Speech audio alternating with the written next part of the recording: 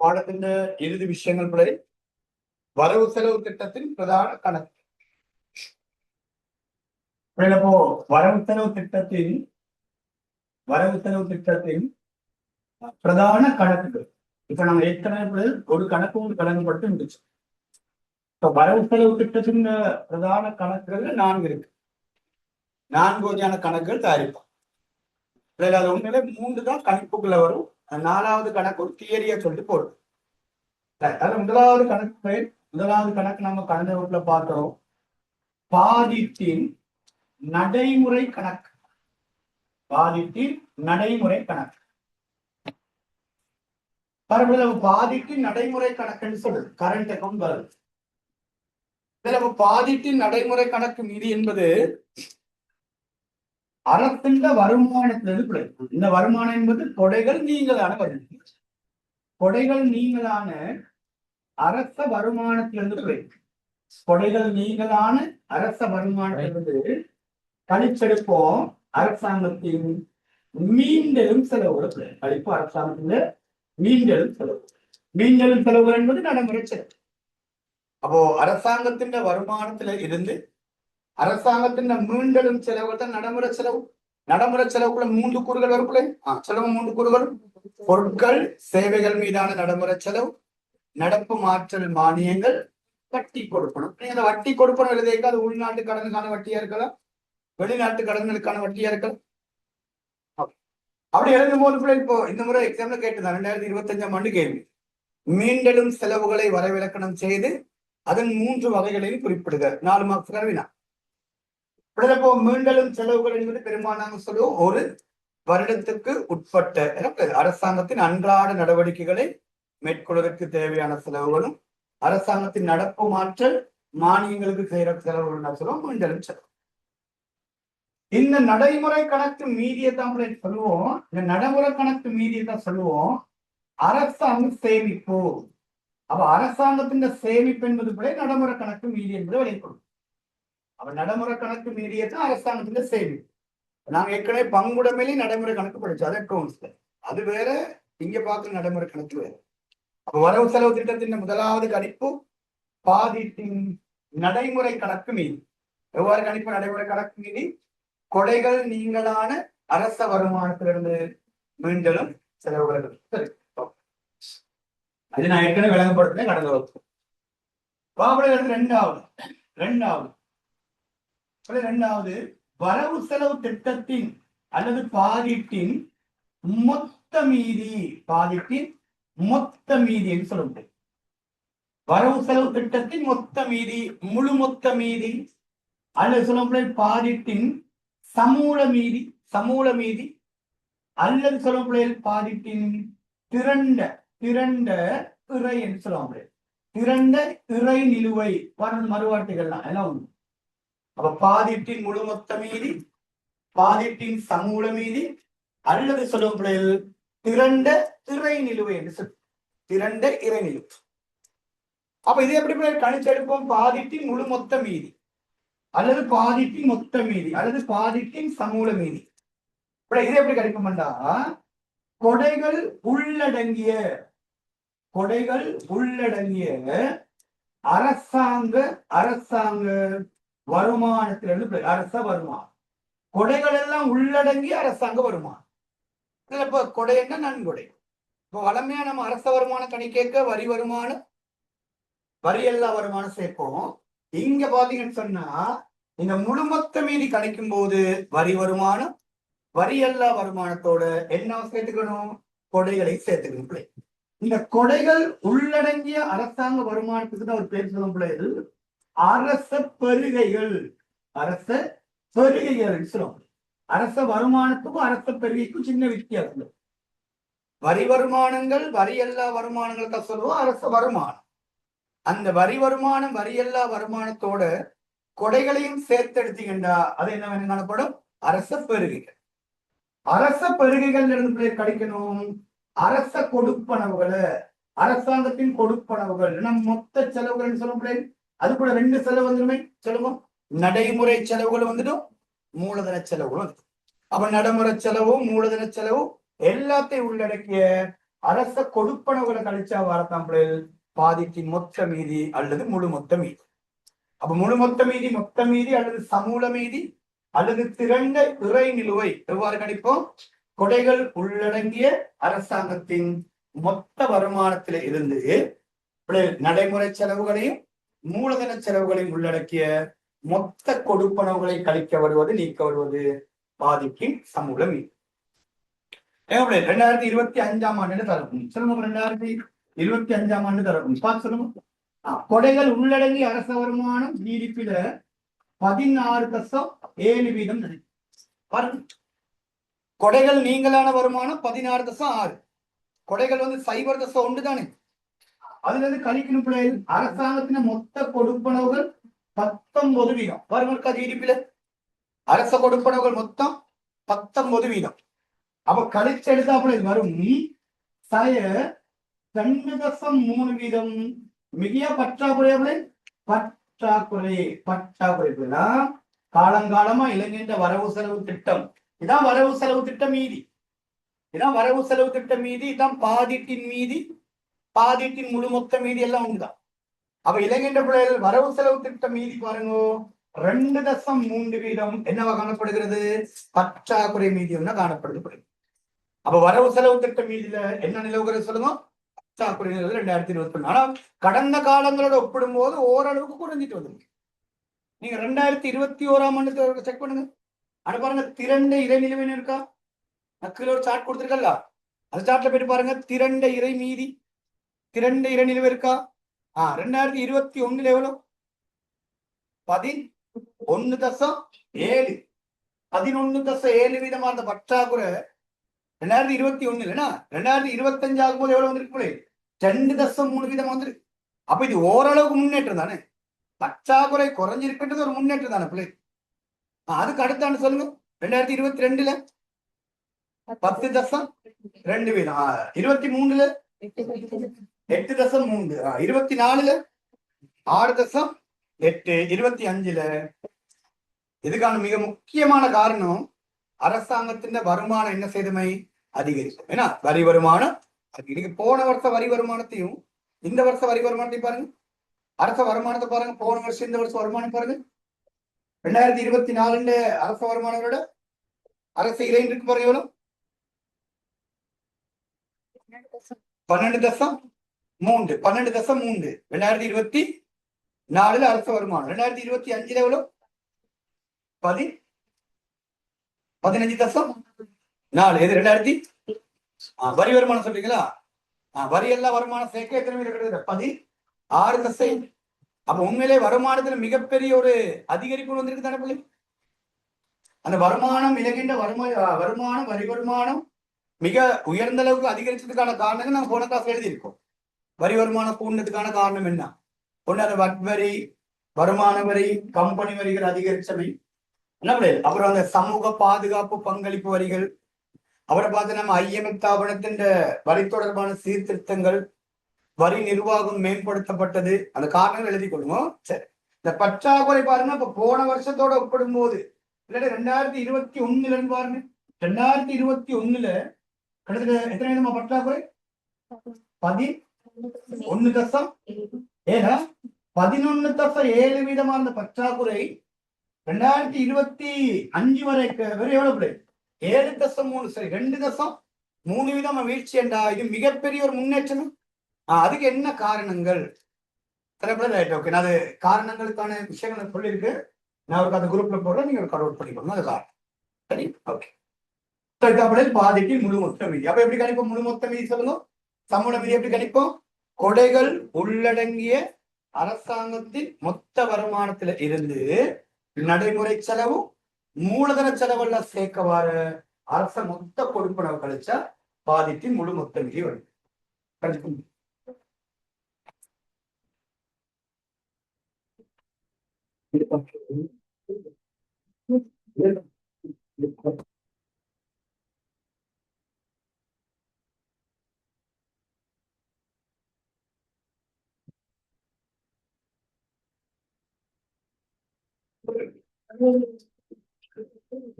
Finance கொடைகள் விளங்குங்க.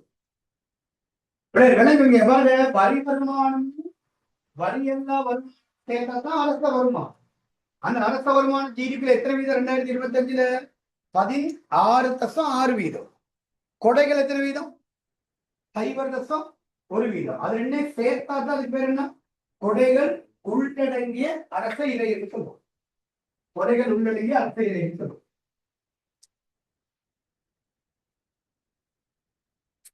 குறிச்சுக்கொள்ள பிள்ளைல போ பாதித்தின் முழு மொத்த நிலுவை, சமூல நிலுவை, வரவு செலவு திட்ட நிலுவை, திரண்ட மீதி அல்லது திரண்ட இறை மீதி, திரண்ட இறை நிலுவை எல்லாம் வந்துதான்.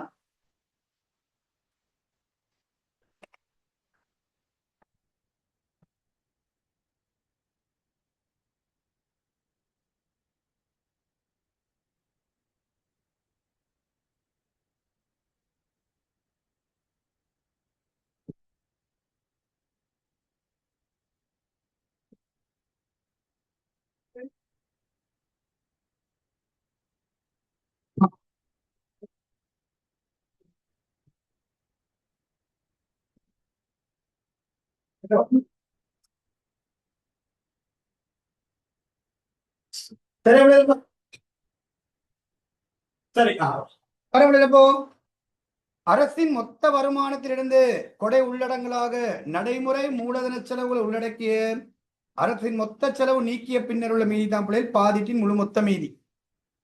திரைப்பட முழு மொத்த மீதி. Okay, right. நீ பாருங்க இப்போ முழு மொத்த மீதி கணக்கு 2 கணக்கு செஞ்சிட்டோம்.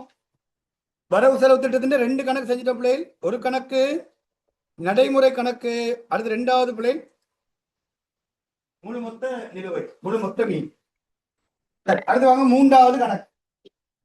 வரவு செலவு திட்டத்தின் 3வது கணக்கு, வரவு செலவு திட்டத்தின் 3வது கணக்கு 3வது கணிப்போம். மிக முக்கியமான ஒரு கணிப்புல இது. பாதிட்டின் ஆரம்ப கணக்கு மீதி, பாதிட்டின் ஆரம்ப கணக்கு மீதி அல்லது முதன்மை கணக்கு மீதி, முதன்மை கணக்கு மீதி அல்லது பாதிட்டின் அடிப்படை நிலுவை, அடிப்படை நிலுவை எல்லாம் ஒன்றுதான். பாருங்க, வரவு செலவு திட்டத்தின் முதன்மை கணக்கு மீதி அல்லது வரவு செலவு திட்டத்தின் ஆரம்ப கணக்கு மீதி அல்லது வரவு செலவு திட்டத்தின் பிள்ளைகள் அடிப்படை நிலுவை என்று சொல்லுவோம். அடிப்படை நிலுவை. இந்த முதன்மை கணக்கு மீதி, ஆரம்ப கணக்கு மீதி, அடிப்படை நிலுவை எவ்வாறு கணிப்போம்? விஷயத்த இந்த முதன்மை கணக்கு மீதியில் என்ன சொல்ல வராங்கண்டா, இந்த முதன்மை கணக்கு மீதியில் என்ன சொல்ல வராங்கன்னா பிள்ளைகள் கடை விலை கொடுங்க. கொடைகள் உள்ளடங்கிய அரச வருமானத்தில் இருந்து, கொடைகள் உள்ளடங்கிய அரச வருமானத்திலிருந்து நல்லா கவனிச்சுக்கணும். நாம நடைமுறை கணக்கு மீதி கணிக்கும் போது எடுக்கிற அரச வருமானம் இருக்குதானே, அங்க என்ன சேர்க்கக்கூடாது? கொடை சேர்க்கக்கூடாது. மற்றபடி நீங்க மற்ற 2 மீதிகளும் கணிக்க அந்த கொடைகள் சேர்க்கும். கொடைகள் உள்ளடங்கி அரச வருமானத்திலிருந்து கழிப்போம் பிள்ளைகள், கழிப்போம். என்ன முக்கியமான விஷயம், வட்டி செலவு நீங்களான அரச கொடுப்பனவு, அரச செலவு விஷயம் இருக்கு. இப்படி கேட்கல. சரி, இப்போ பாதிட்டின் முழு மொத்த மீதியும் பாதிட்டின் ஆரம்ப கணக்கு மீதி கிட்டத்தட்ட ஒரே மாதிரி தானே, சின்ன வித்தியாசம் இருக்கு. இங்கேயும் கொடை உள்ளடங்கிய வருமானம், இங்கேயும் கொடை உள்ளடங்கிய வருமானம். இங்க எடுக்கிறது அரச செலவுகள் மொத்தம், இங்க எடுக்கிறோம் வட்டி நீங்களான அரச செலவுகள் மொத்தம். அப்ப நீங்க முதன்மை கணக்கு மீதி கழிக்கும் போது அங்க நீங்க என்ன செலவு எடுக்கக்கூடாது, என்ன செலவு சேர்க்கக்கூடாது? வட்டி செலவை சேர்க்கக்கூடாது. வட்டி செலவு வட்டி கொடுப்பனவு சேர்க்கக்கூடாது.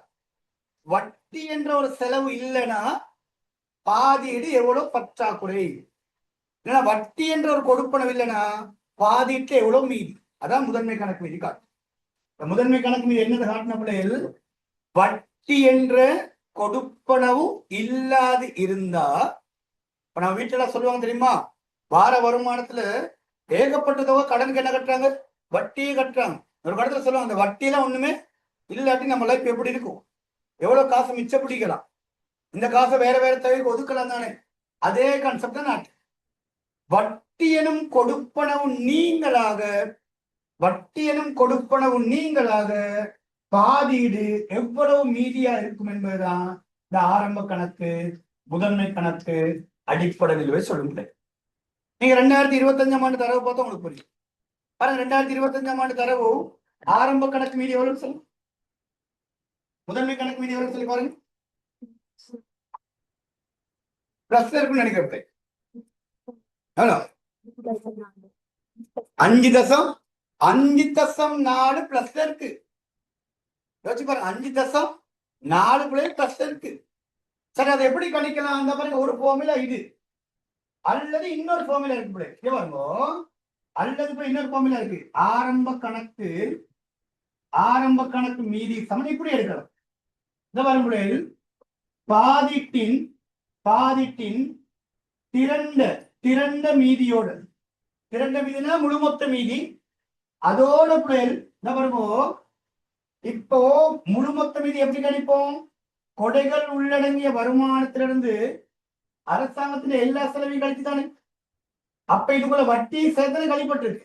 அப்ப கழிக்கப்பட்ட வட்டிய மீண்டும் என்ன செஞ்சு விட்டீங்கன்னா கூட்டி விட்டீங்கன்னு சொன்ன பிள்ளைகள், அப்ப முதன்மை கணக்கு மீதி. அப்ப பாதிட்டின் திரண்ட மீதியோட கழிக்கப்பட்ட வட்டிய மீண்டும் என்ன செஞ்சு விடுங்க, கூட்டி விடுங்க. ஒரு எக்ஸாம்பிளுக்கு நான் செய்து காட்டுங்க பாருங்க. ஒரு எக்ஸாம்பிளுக்குள்ளே கொடைகள் உள்ளடங்கிய அரச வருமானம் 1000. அப்படி அரசாங்கத்துல கொடுப்பனவுகள் 1200. கொடுப்பனவுகள் 1200. இதுக்குள்ள வட்டி வந்து 100 கொடுத்திருப்போம். ஒரு எக்ஸாம்பிள் வச்சுக்கோ.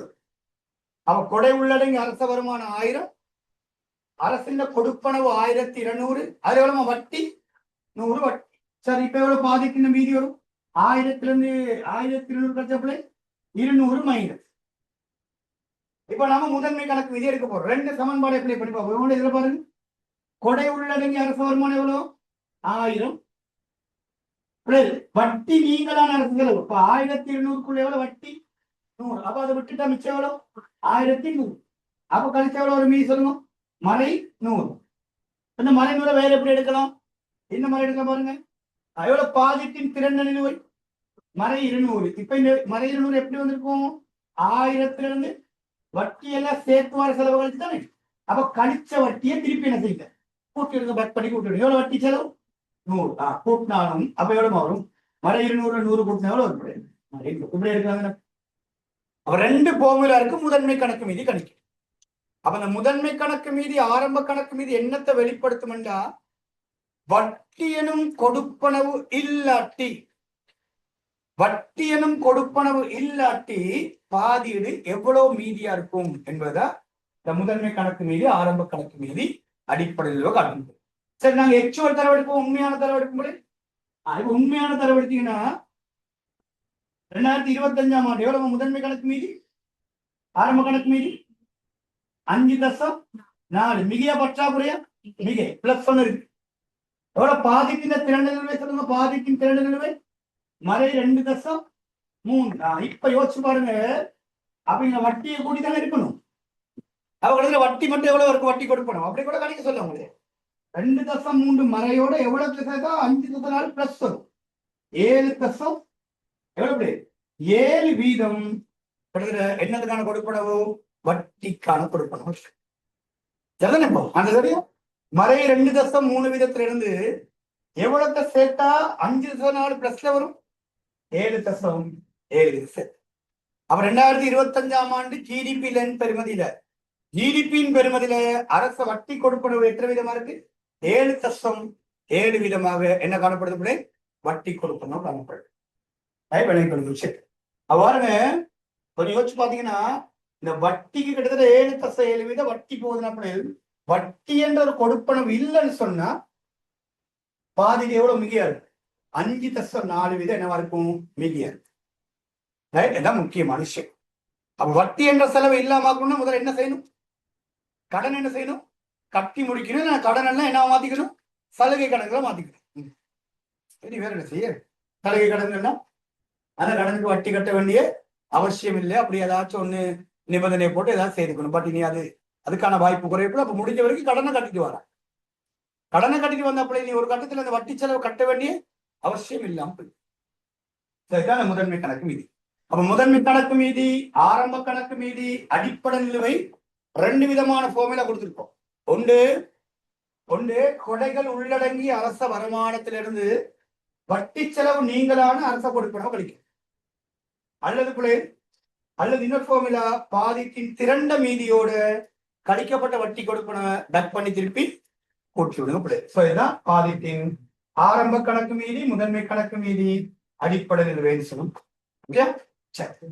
அப்போ பாதிட்டின் முதன்மை கணக்கு மீதி, அடிப்படை நிலுவை, ஆரம்ப கணக்கு மீதி 2 ஃபார்முலா இருக்கு. இந்த 3 கணிப்புகள் தான் அந்த பொருளாதார மீளாய்வு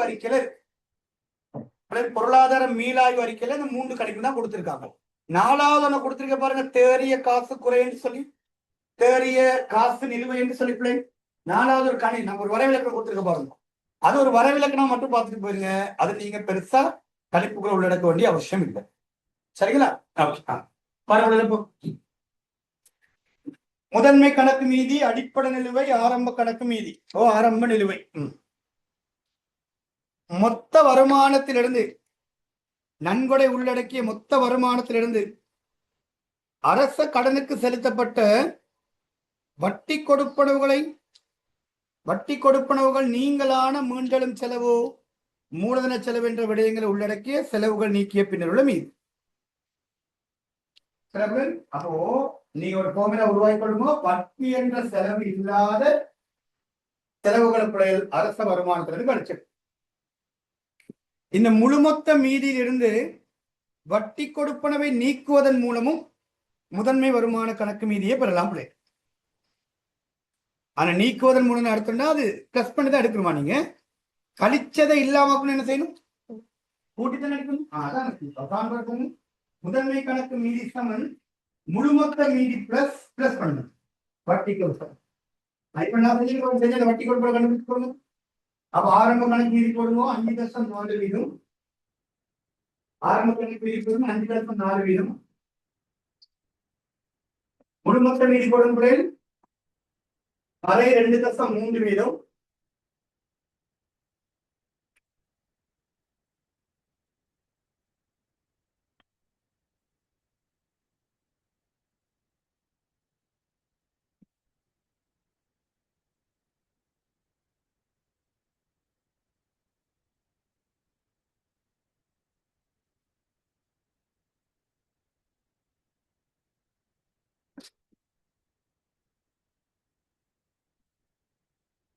வட்டி கொடுப்பனவு ஒரு 7.7 வீதம் வட்டி கொடுப்பனவு காணப்படும். சரியா? ஓகே. அல்லது மற்ற சமன்பாடு எழுதிக்கோ. மேல சமன்பாடு கொடுத்துருக்கேன். முதன்மை கணக்கு மீதி சமன் கொடைகள் உள்ளடங்கிய அரச வருமானத்திலிருந்து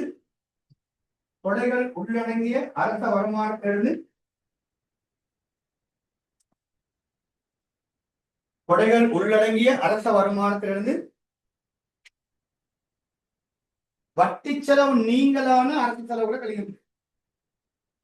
கொடைகள் உள்ளடங்கிய அரச வருமானத்திலிருந்து வட்டி செலவு நீங்களான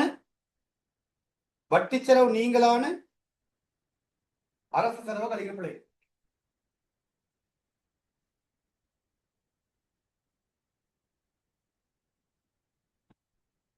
சரியா? வாங்க அது கணிச்சு பார்ப்போம். எவ்வளவு கொடைகள் உள்ளடங்கிய அரச வருமானம் சொல்லுங்க. கொடைகள் உள்ளடங்கிய அரச வருமானம் 16.7 வீதம். வட்டி செலவு நீங்களான அரசு கொடுப்பனவு சொல்லுங்க. மொத்த அரசு கொடுப்பனவு 19 வீதமா? மொத்த அரசு கொடுப்பனவு 19 வீதமா? அப்ப 19 வீதத்துல கிட்டத்தட்ட எத்தனை வீதம்? 7.7 வீதம். யோசிச்சு பாருங்க. அரசாங்கம் கொடுப்பனவு செய்யறாங்க. ஜிடிபியில 19 வீதமா கொடுப்பனவு செய்யறாங்க அரசு செலவு. அதுல கிட்டத்தட்ட எத்தனை வீதம்? 7.7 வீதம். என்ன பண்ணு போகுது? வட்டியை மட்டும் கொடுக்குறாங்க. யோசிச்சு பாருங்க எப்படிப்பட்ட ஒரு நிலைமை. அப்ப நீங்க செலவு செய்யறது இல்லை, சும்மா ஒரு கற்பனை எடுத்துட்டீங்கன்னா நீங்க ஒரு பிள்ளை ஒரு 1900 செலவழிக்கிறீங்கன்னா அது 770 என்ன பண்றீங்க? வட்டியா மட்டும் செலவழிக்கிறீங்க. செலவு செய்யறதுல 1900 செலவு செய்றீங்கன்னா அது எவ்வளவு? 770 என்னதுக்காக போகுது? வட்டியா மட்டும் போகுது. அது எந்த விதத்திலையுமே நமக்கு நன்மை தராத ஒரு பயங்கர செலவு தானே. சரி, அப்ப வட்டியை நீக்கி சொல்லுங்க பாப்போம். அப்ப 19% இருந்து 7.7 வட்டியை நீக்கணும். இப்ப நீங்க கழிச்சு சொன்னீங்கன்னு சொன்னா எவ்வளவு வரப்ப சொல்லுங்க. 5.4 வரும் முதன்மை கணக்கு மீது. சரி, இந்த 3 தெரிஞ்சுக்கிட்டா போதும் பிள்ளைகள். இந்த 4வது அது கொஞ்சம் ஒரு கணிப்பு செய்ய போறது. அங்க பாருங்க, கணிப்புக்குள்ள இந்த 4வது கணக்கு கிடையாது. சும்மா அது ஒரு வரவிலக்கணமா பார்த்துட்டு போயிட போதும்.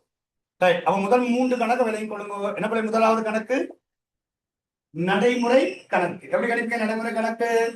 பாதிப்பின் நடைமுறை கணக்கு எப்படி கணிப்பீங்க சொல்லுங்க. கொடைகள் நீங்களான அரச வருமானத்துல இருந்து நடைமுறை செலவுகளை மாத்திரம் கழிச்சிடும். மீண்டெழும் செலவுகளை மாத்திரம் கழிச்சிடும். பாதிட்டின நடைமுறை கணக்கு மீதியத்தான் நாம என்னன்னு சொல்லி அழைப்ப பிள்ளைகள் அரசாங்கத்தினுடைய சேமிப்பாக. பாதிப்பின் மொத்த மீதி சமூக மீதி திரண்ட இறைநிலுவை. கொடைகள் உள்ளடங்கி அரசாங்க வருமானத்திலிருந்து அரசாங்கத்தின் நடைமுறை செலவு மூலதன செலவு சேர்த்துவாறு மொத்த செலவு கழிக்கப்படும். பாதிட்டின் ஆரம்ப கணக்கு மீதி முதன்மை கணக்கு மீதி அடிப்படை நிலுவை. எப்படி ஒரு ஆரம்ப கணக்கு மீதி முதன்மை கணக்கு மீதி அடிப்படை நிலுவை? கொடைகள் உள்ளடங்கி அரச வருமானத்திலிருந்து வட்டி செலவு நீங்களான அரசாங்கத்தின் செலவுகளை நீக்கிறது. மற்ற சமன்பாடு பாருங்க வரும்போது அப்பாதிட்டின் திறந்த மீதியோட கழிக்கப்பட்ட வட்டி செலவை மீண்டும் கூட்டி விட்டீங்கன்னா சரி. அப்போ பாதிட்டின் முழு மொத்த மீதியோட வட்டி கொடுப்பன சீராக்கிட்டீங்கன்னா ஆரம்ப கணக்கு மீதி வரும். வட்டி கொடுப்பனவு நீங்களான அரசாங்க செலவுகளை தான் ஒரு பேர் கொண்டு அழைப்பாங்க அரசாங்கத்தின் முதல்நிலை செலவுகள் சொல்லு. அப்ப அரச முதல்நிலை செலவுகள் சொல்றதா கவர்மெண்ட் பிரைமரி எக்ஸ்பென்சஸ் என்று சொல்றது பிள்ளைகள். என்ன நீங்களாக வட்டி செலவு நீங்களான அரசாங்க செலவு. அப்போ அரச செலவுகளுக்கும் அரசின் முதன்மை செலவுகளுக்கும் வித்தியாசம் இருக்கு. அரச செலவுகள் என்று சொல்லும் போது அதுல நடைமுறை செலவு மூலதன செலவு எல்லா வட்டியெல்லாம் சேர்த்து அரசு செலவு கணிப்போம். எதுக்கு இது வித்தியாசம்? இந்த அரச செலவுகள் இது வட்டி செலவு நீங்களான அரச செலவு. இந்த வட்டி செலவு நீங்களான அரச செலவுக்கு ஒரு பேர் சொல்லுவாங்க அரசின் என்ன செலவுகள்? முதல்நிலை செலவுகள். Government primary expenses. ஓகே, பாருங்க நோட் பண்ணிக்கலாம். முன்பக்கம் கொடுத்துருக்க பாருங்க ஒரு புக்ஸ் இதுல இருக்கா? அதுல பாருங்க கொடுத்துருக்கோம் அரசாங்கத்தின் செலவுகளை முதல்நிலை செலவுகள். அரசாங்கத்தின் முதல்நிலை செலவுகளை ஒரு ஸ்டார் மார்க் பண்ணிக்கொள்ளுங்க. ஒரு பொது விஷயம் அது. அரசாங்கத்தின் முதல்நிலை செலவுகள் சொல்றது பிரைமரி எக்ஸ்பென்சஸ் சொல்றது.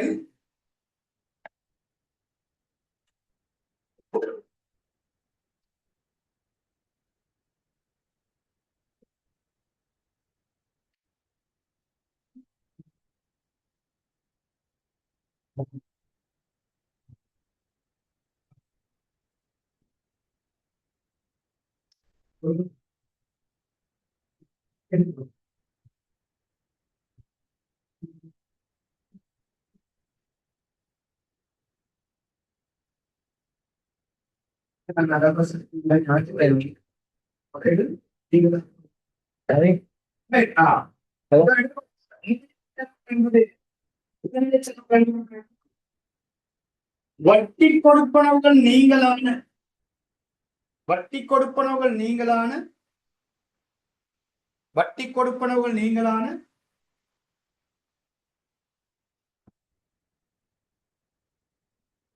நீங்களான வரவு செலவு திட்டத்தில் உள்ளடக்கப்படும் அரச கொடுப்பனவுகளை அல்லது அரச செலவுகளை வட்டி கொடுப்பனவுகள் நீங்களாக வரவு செலவு திட்டத்தில் உள்ளடக்கப்படும் அரச கொடுப்பனவுகளே அல்லது அரச செலவுகளே முதல்நிலை செலவுகள் எனப்படும்.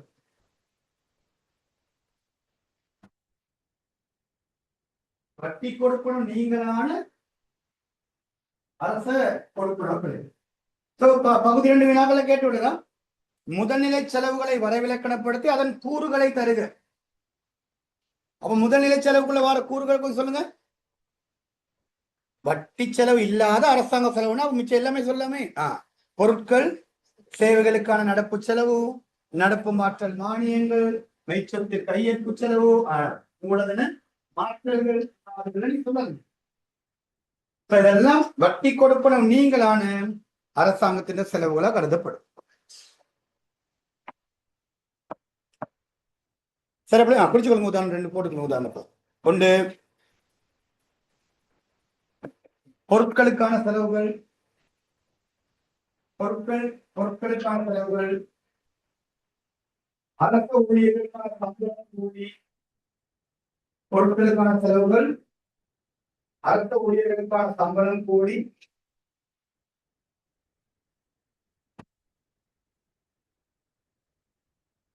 நடைமுறை மாற்றல்கள், மூலதன மாற்றல்கள்,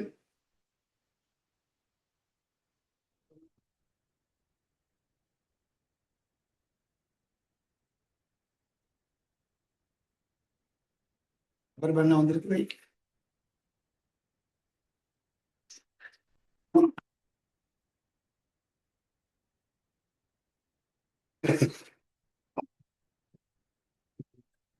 சரி சரி, அப்படியே பாருங்க. அடுத்து அதே பார்த்துக்கணும். வெளித்தள்ளுகை விளைவு வேண்டாம். நான் வளமையா பேசுறேன் தான். வெளித்தள்ளுகை விளைவு, வெளித்தள்ளுகை விளைவு நான் வளமையா சொல்லி கொடுக்குறது. நான் எக்ஸாமுக்கு வாரதே இல்லைன்னு, போன வருஷம் எக்ஸாமுக்கு வந்துச்சு. வெளித்தள்ளுகை விளைவு வேண்டாம். சரி, அப்படியே வெளித்தள்ளுகை விளைவு என்று சொல்றது, வெளித்தள்ளுகை விளைவு என்பது பிள்ளைகள் பாதீடு என்னவா இருக்கும்போது, பற்றாக்குறையா இருக்கும்போது, அந்த பாதீட்டின் பற்றாக்குறையை நிதியீட்டம் செய்ய அரசாங்கம் என்ன செய்வாங்க? கடன்களை பெறுவாங்க. பாதீடு பற்றாக்குறையா உள்ள போது அந்த பாதீட்டின் பற்றாக்குறையை நிதியீட்டம் செய்ய அரசு கடன் எடுப்பாங்க. உள்நாட்டிலையும் கடன் எடுப்பாங்க, வெளிநாட்டிலையும் கடன் எடுப்பாங்க. அப்போ அரச பாதீட்டு பற்றாக்குறையா இருந்தா அந்த பாதீட்டு பற்றாக்குறைக்கு நிதியீட்டம் செய்யப்படுதா? நிதியீட்டம் செய்ய அரசு கடன்களை அதிகரிக்கிறாங்க. அரசு கடன் பெறல் போதும்.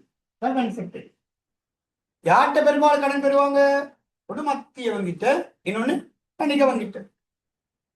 பெரும்பாலும் மத்திய வங்கி வணிக வங்கியில கடன் எடுக்கும் போது அது கூடுதலா வணிக வங்கிட்ட கடன் எடுத்தா, அரசாங்கம் கடன் பெறும்போது இந்த அரசாங்கம் கடன் பெறுறது பெரும்பாலும் வங்கிகள்கிட்ட போய் கடன்களை அரசாங்கம் எடுத்துட்டா, அங்க தனியார்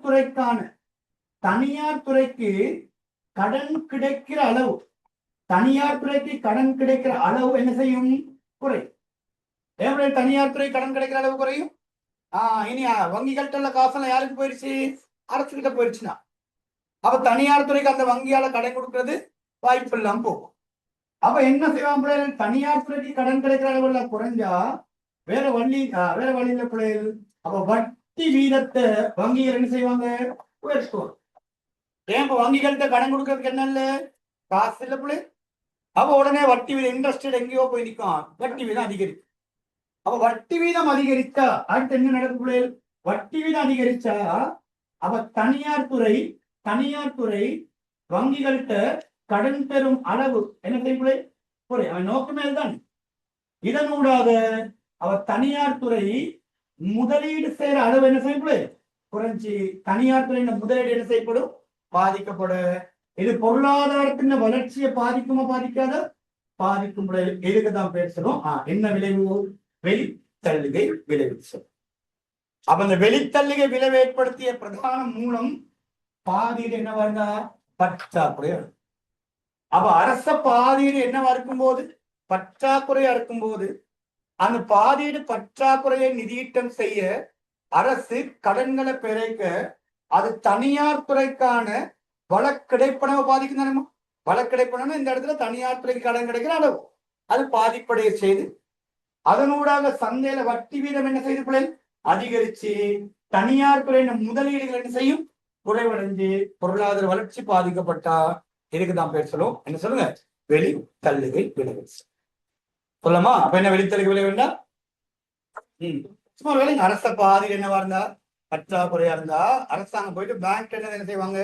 கடனை வாங்கி காசு எடுத்து பேங்கால தனியாருக்கு கடை வழங்குறதுக்கு என்ன இல்லை? காசு இல்லை. அப்ப பேங்க் வட்டி என்ன செய்வான்? உயர்த்துவான். வட்டியை உயர்த்திட்டா தனியார் துறை வந்து கடை எடுப்பானா? இல்லை. அப்ப இதனால தனியார் துறை முதலீடு செய்யற ஆற்றல் குறைஞ்சு அது பொருளாதாரத்தின் வளர்ச்சியை பாதிக்கும். இதுக்கு தான் பேசணும் வெளித்தள்ளு. அப்ப வெளித்தள்ளுகை விளைவு பாதீடு பற்றாக்குறையாக உள்ள போது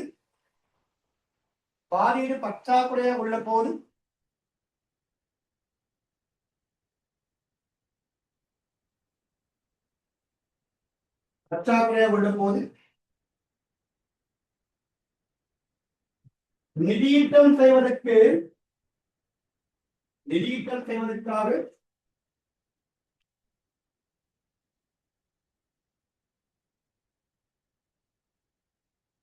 செய்வதற்காக அரசு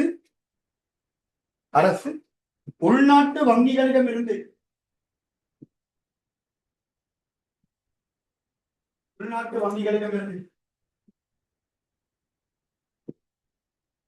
கடன்களை பெறுவதனால்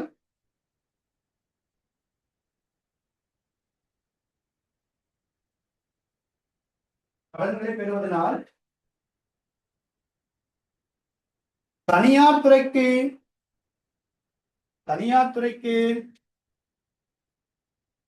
கிடைக்கப்பெறும்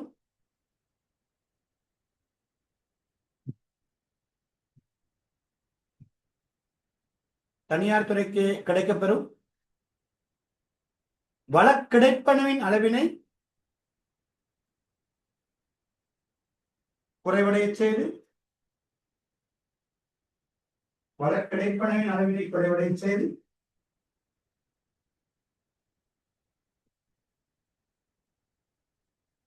சந்தையில் வட்டி வீதம் அதிகரித்து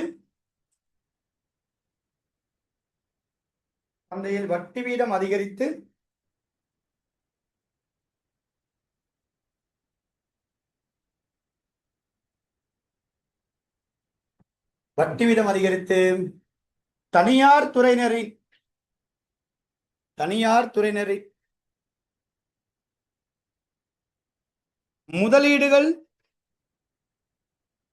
முதலீடுகள் வீழ்ச்சியடைதல்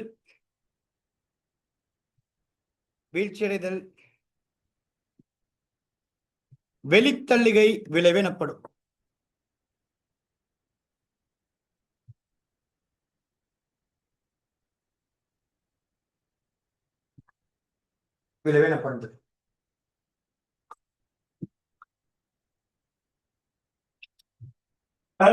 வெளித்தள்ளுகை பொருளாதார வளர்ச்சியை இது பொருளாதார வளர்ச்சியினையும் பாதிப்படைய செய்யும்.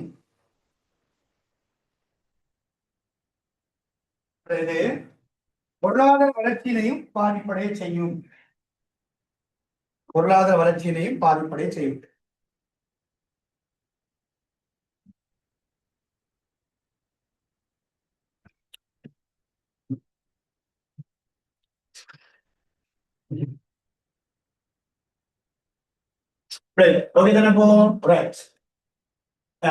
இன்னொரு சின்ன ஒரு தியரி இருக்கு, அதை பார்த்துட்டு வருவோம். பாருங்க, பாதிட்டின் தேறிய காசு நிலுவை அல்லது பாதிட்டின் தேறிய பணக்குறைப்பு, அந்த அளவுக்கு அது ஒரு முக்கியமில்லாத கணக்கு. ஒரு தியரியை மட்டும் விலை கொடுங்க, இதுகளுக்கு கணிப்பிடம் பெறுவது இல்லை. கணிப்பிடம் பெறுவது 3 கணக்குகளுக்கு மட்டும்தான்.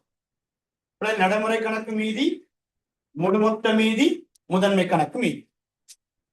பரவாயில்ல, இந்த 4வது ஒரு கணக்கு இருக்கு. இந்த இடத்துல பாதிட்டின் தேறிய பண நிலுவை,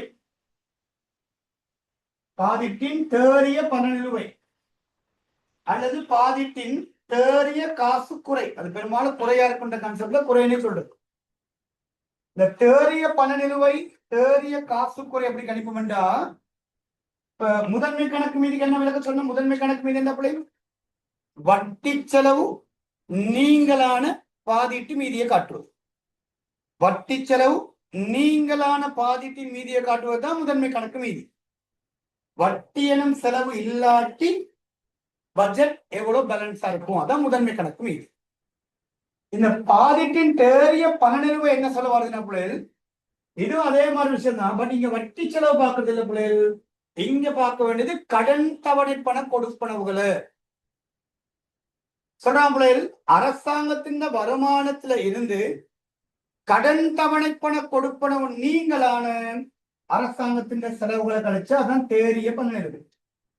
அவங்க தேறிய பணநிறுவை எப்படி கணிப்பாங்கன்னா, முழு மொத்த மீதியோட, முழு மொத்த மீதி என்றால் பட்ஜெட் பேலன்ஸ், அந்த முழு மொத்த மீதியோட இங்க நம்ம சீராக்கி எடுக்க போறோம் கடன் தவணை பண கொடுப்பனவுகள். கடன் தவணை பண கொடுப்பனவுகள் சீராக்கணும். இது கணிப்பு தந்த மட்டும் செய்யுங்க. மற்றபடி இது நடைமுறையில என்ன செய்யறது இல்லை, கணிக்கிற ஒரு விஷயம் இல்லை. அப்படி கணிக்கிற ஒரு உருப்படியா இருந்தா கட்டான அறிக்கையில் அது இருந்திருக்கு, அறிக்கையில் அது கிடையாது. அப்ப இது ஒரு விளக்கமா மட்டும் எடுத்துக்கொள்ள. முதன்மை கணக்கு மீதி எப்படி கணிச்சோம்?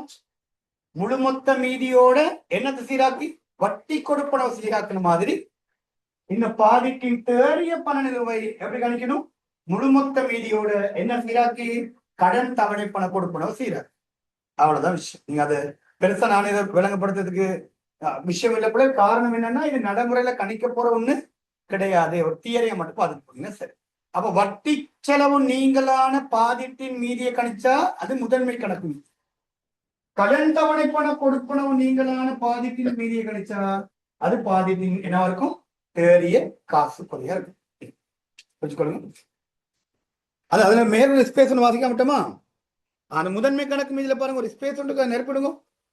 முதன்மை கணக்கு மீதி, இதனால் முழு மொத்த மீதிக்கும் முதன்மை கணக்கு மீதிக்கும் இடைப்பட்ட வித்தியாசமானது அரச கடன்களுக்கு செலுத்தப்பட்ட என்ன குறிக்கும், வட்டி கொடுப்பனவை குறிக்கும்.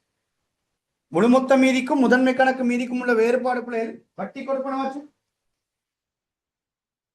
முழு மொத்த மீதிக்கும் முதன்மை கணக்கு மீதிக்கும் இடையிலான வேறுபாடு பிள்ளைகள் வட்டி கொடுப்பனவர்.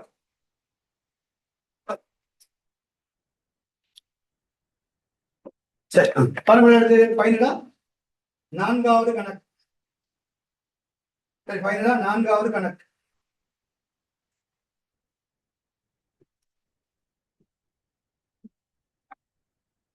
பாதிட்டின் தேறிய பண நிலுவை அல்லது தேறிய காசு குறை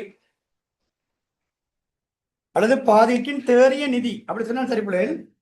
பாதிட்டின் தேறிய நிதி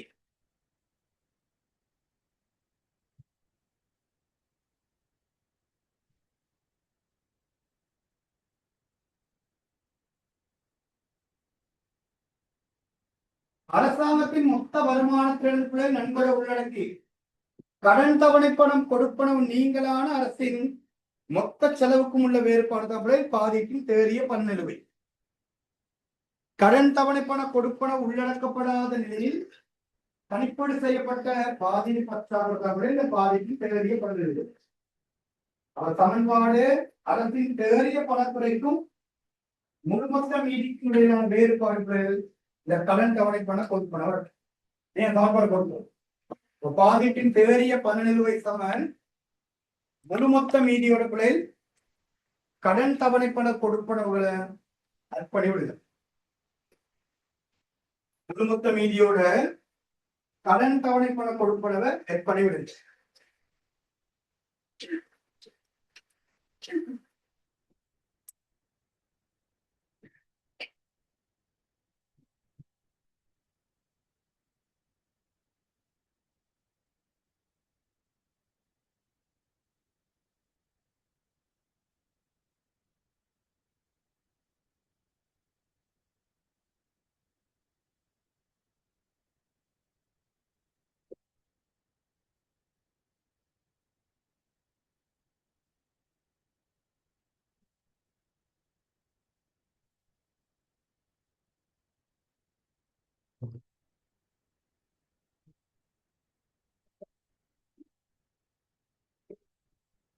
என்ன இருக்கா?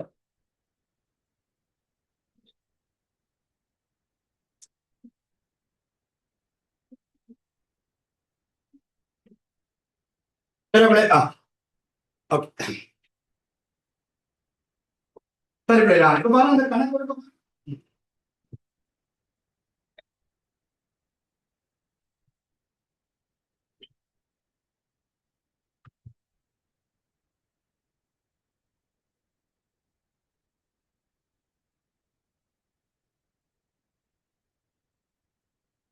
சரிபடுறா இப்ப பாருங்க அந்த கணக்கு பாருங்கக்கா. பொருளாதாரம் ஒன்றின் தரவுகள் பின்வருமாறு. மில்லியன்ல அரச வருமானமும் கொடைகளும் சேர்த்துதான் 3,40,000. அடுத்து வரி வருமானம் 3 லட்சம். கொடைகள் 10,000 பிள்ளை. மீண்டலும் செலவுகள் 3,50,000. மீண்டலும் செலவுனா நடைமுறை செலவு. மூலதன செலவும் தேறிய கடன் வழங்கலும் 50,000. வட்டி கொடுப்பன 18,000 பிள்ளை. கடன் தவணை பண கொடுப்பன 10,000.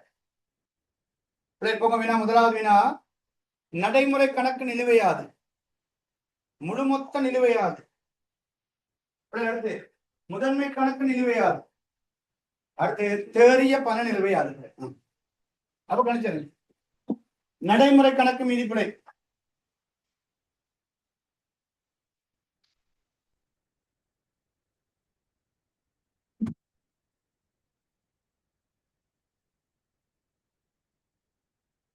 முதலாவது கணிப்போ நடைமுறை கணக்கு நிலுவை.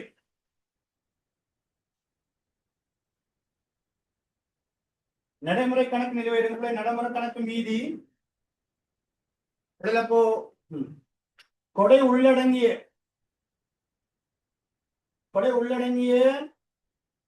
அரச வருமானத்தில் இருந்து சரிமா சரி கொடை நீங்களான அரச வருமானத்திலிருந்து கடைச்செடுக்கும் நடைமுறை செலவு. நடைமுறை செலவு சொல்ல மீண்டலும் செலவு தான். மீண்டலும் செலவு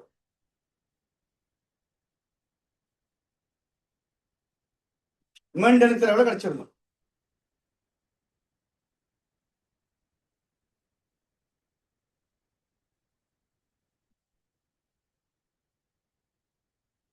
கொடுத்துருக்கு பாருங்க. அரச வருமானமும் கொடைகளும் தான் 3,40,000.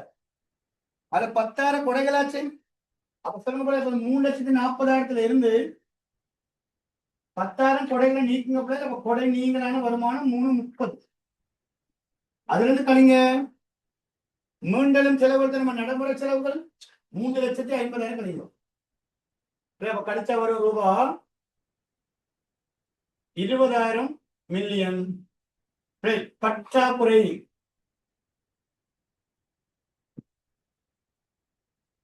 20,000 மில்லியன் பற்றாக்குறை. நடைமுறை கணக்கு மீது 20,000 மில்லியன் பற்றாக்குறை.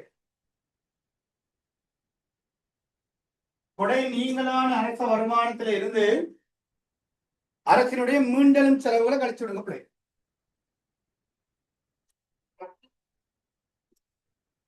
இரண்டாவது கணிப்பு முழுமொத்த நிலுவை. முழுமொத்த நிலுவை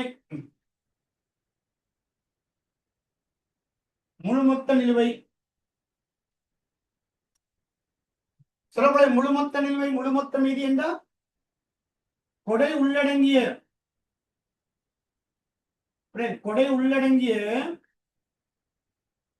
அரச வருமானத்தில இருந்து மொத்த செலவுகளை, அரசாங்கத்தின மொத்த செலவுகளை, அப்ப நடைமுறை செலவு மூலதன செலவு எல்லாம் சேர்த்து கொடை உள்ளடங்கிய அரச வருமானத்தில் 3,40,000. கொடைகள் உள்ளடங்கிய அரச வருமானம் 3,40,000. பாருங்க கணக்குல இருக்கு. கலிங்கப்பிள்ளைகள் அரசாங்கத்தின மொத்த செலவு. அப்ப அதுக்குள்ள 2 வந்துடும். நடைமுறை செலவு மூலதன செலவு 2 வரும்படி. மீண்டலும் செலவு நடைமுறை செலவு 3,50,000 பிளஸ் மூலதன செலவும் தேறிய கடன் வழங்கல் 50,000 பிள்ளை. அப்ப கணிங்கன்னா 4 லட்சம் ரூபாய் கழிச்சீங்கன்னா பிள்ளை வரும் ரூபாய் 60,000 மில்லியன் பற்றாக்குறை. 60,000 மில்லியன் பற்றாக்குறை. பாதீட்டின் முழுமொத்த மீதி திரண்ட மீதி பற்றாக்குறையா காணப்படுது 60,000.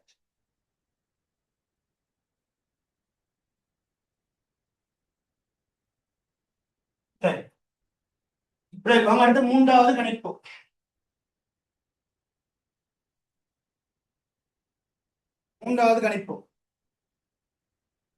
தேறிய பண நிலுவை. சரி, அதுக்கு முதன்மை கணக்கு நிலுவை புரியா? முதன்மை கணக்கு நிலுவை சமன்பாடு முழுமொத்த மீதியோடு பாதிப்பின் முழுமொத்த மீதியோடு கழிக்கப்பட்ட வட்டியை திருப்பி கூட்டிவிடுங்க. வட்டி கொடுப்பனவு கூட்டிடுங்க. இந்த சமன்பாடு போடுறது ஈஸியா வருவது. முழுமொத்த மீதியோட கழிக்கப்பட்ட வட்டியை மீண்டும் எட் பண்ணி விடுங்க. முழுமொத்த மீதிக்குள்ளே வரும் 60,000 மைனஸ் மறை 60,000.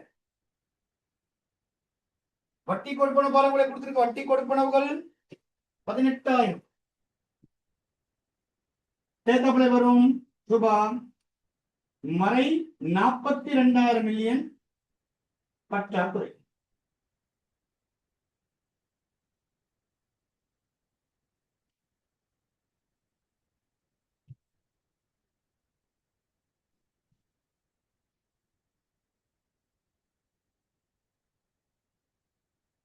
சரி,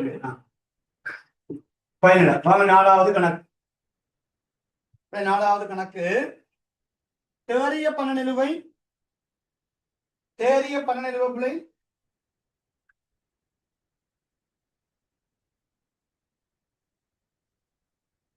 அது இதே மாதிரி செய்யப்படல. இப்ப முழுமொத்த மீதியோட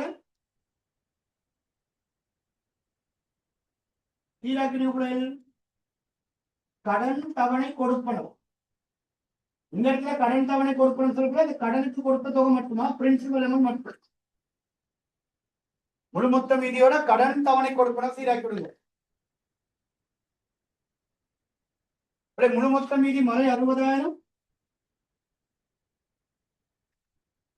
கடன் தவணை பணம் கொடுப்பனவு 10,000.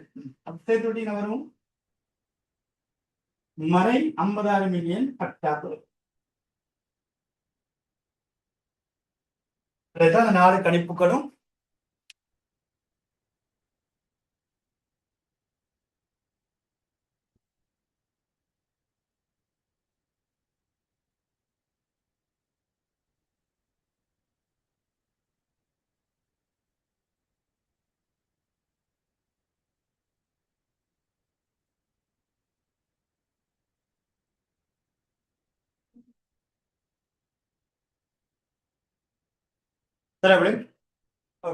அப்ப அடுத்த வேணா நீங்க ட்ரை பண்ணுங்க. சரி, பாருங்க என்ன சொல்லி குயிக்கா பாருங்க. ஒன்று வரி வருமானம் இருக்கு, கொடைகள் இருக்கு, வரி சாரா வருமானம் இருக்கு. இதெல்லாம் சேர்க்கத்தான் மொத்த பெருகை. இப்ப முதலாவது என்ன கேட்டிருக்கு பாருங்க, மொத்த பெருகை தானே கேட்டிருக்கு. மொத்த பெருகை எப்படி எடுக்கணும்? வரி வருமானம், வரி அல்லா வருமானம் பிளஸ் கொடை. அரச வருமானம் என்னன்னு கேட்டாதான் வரி வருமானமும் வரி அல்லா வருமானம் இருக்கு.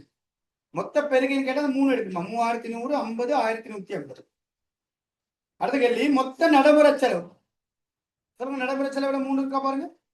பொருட்கள் சேவைகள் மீதான நடப்பு செலவு 750, வட்டி கொடுப்பனவு 500, நடைமுறை மாற்றம் 3 சேர்த்தா நடைமுறை செலவு. மொத்த செலவினை கேட்டா 2 சேர்க்க. நடைமுறை செலவினத்தோட மூலதன செலவு தேறிய கடன் வழங்கல் கூட்டுக்கு மொத்த செலவு. மற்ற நீங்க செய்யலாம். பாதீட்டு நிலுவை, அரச சேமிப்புன்னா நடைமுறை கணக்கு மீதி. அரச சேமிப்புன்னா நடைமுறை கணக்கு மீதி. அடுத்து அடிப்படை நிலுவை, தேறிய காசு நிலுவை. நீங்க மட்டும் நம்மளால செஞ்சுக்கலாம். ஓகே, நீங்க பதிவு செய்து போங்க.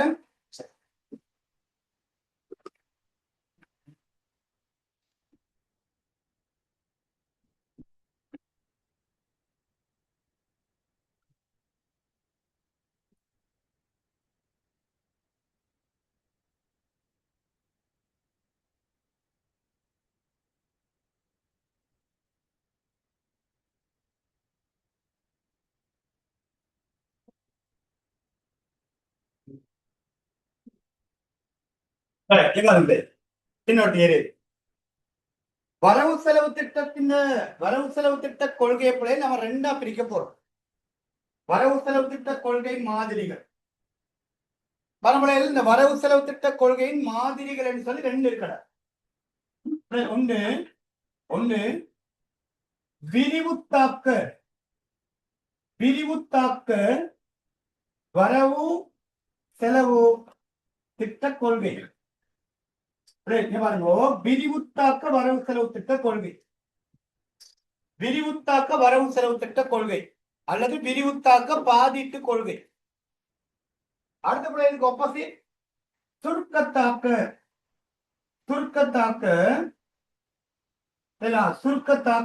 வரவு செலவு திட்ட கொள்கை.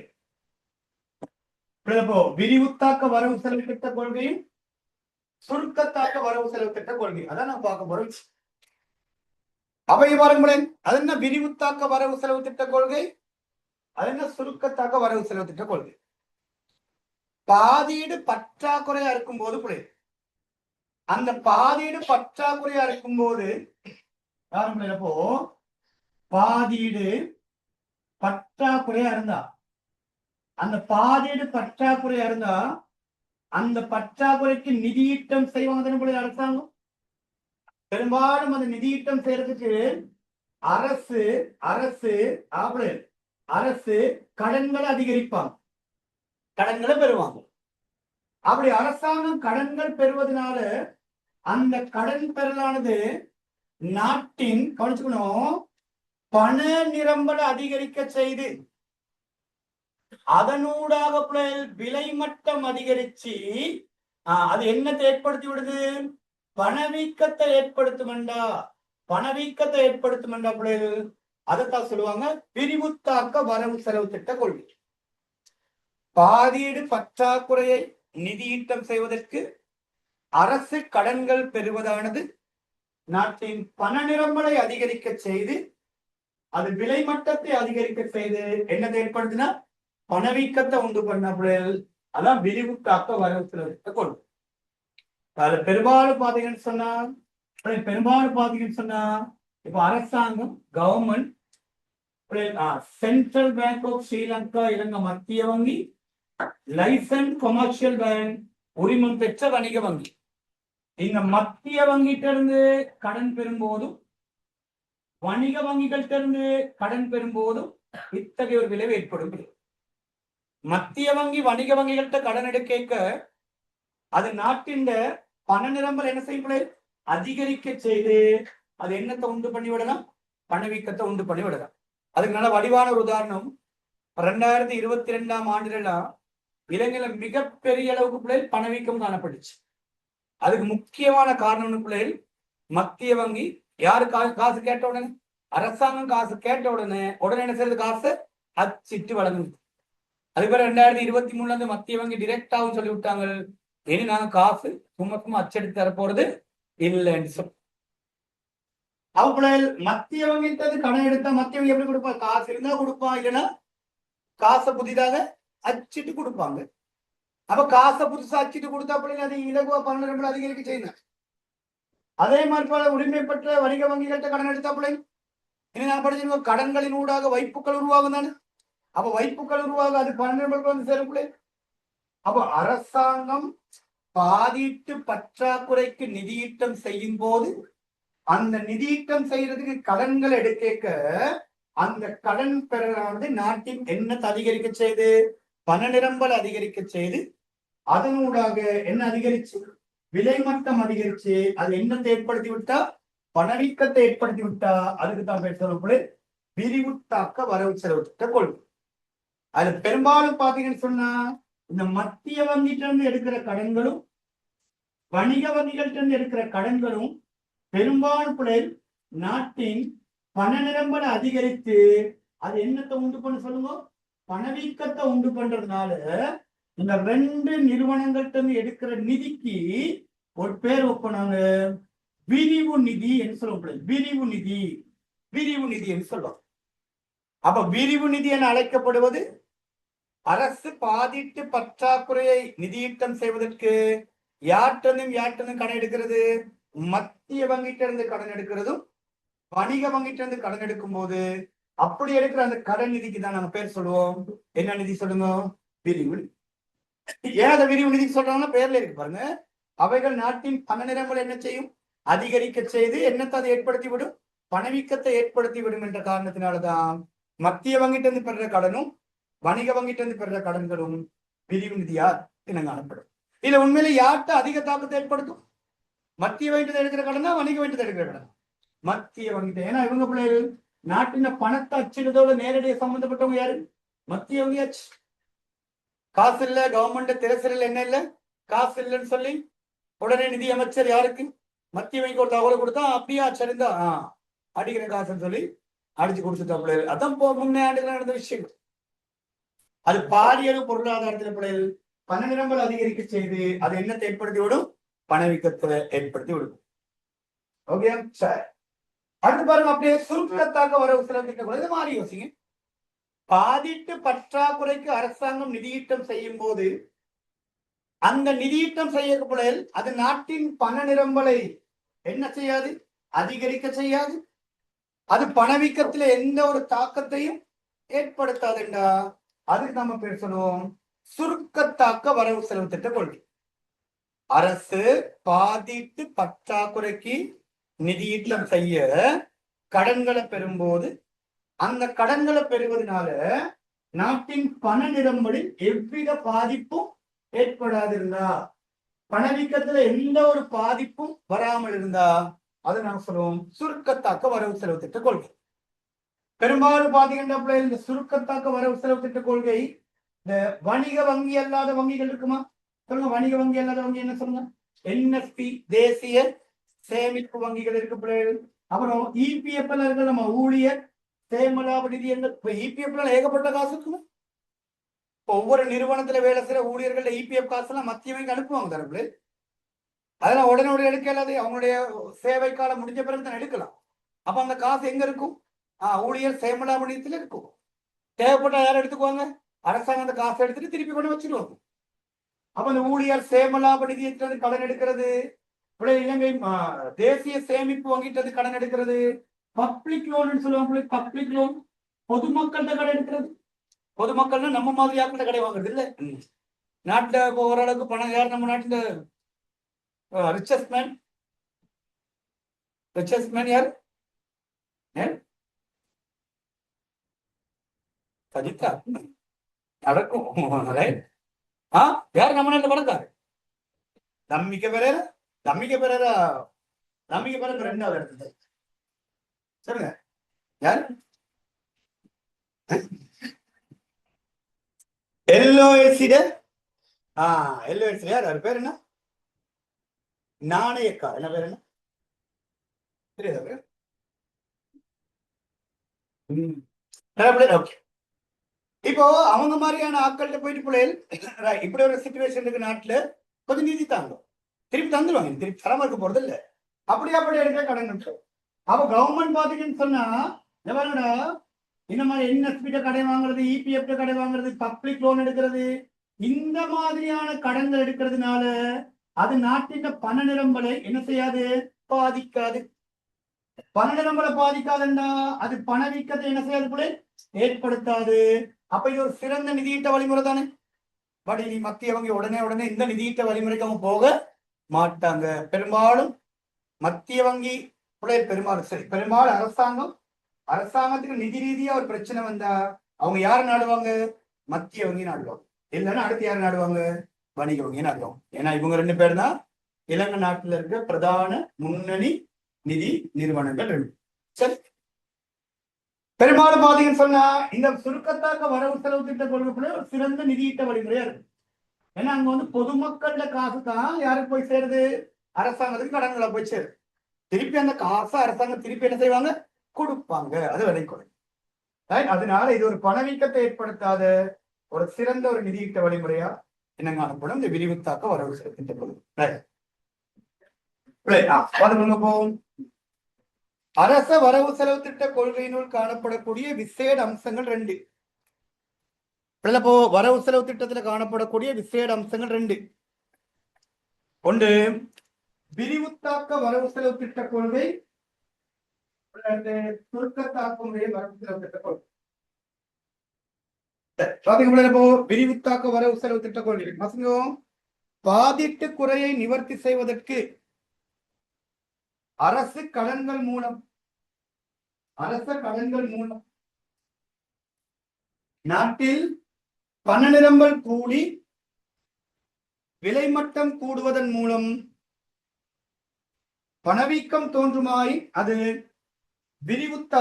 விரிவாக்க தாக்கமுடைய பாதிட்டு கொள்கை அன்பளை.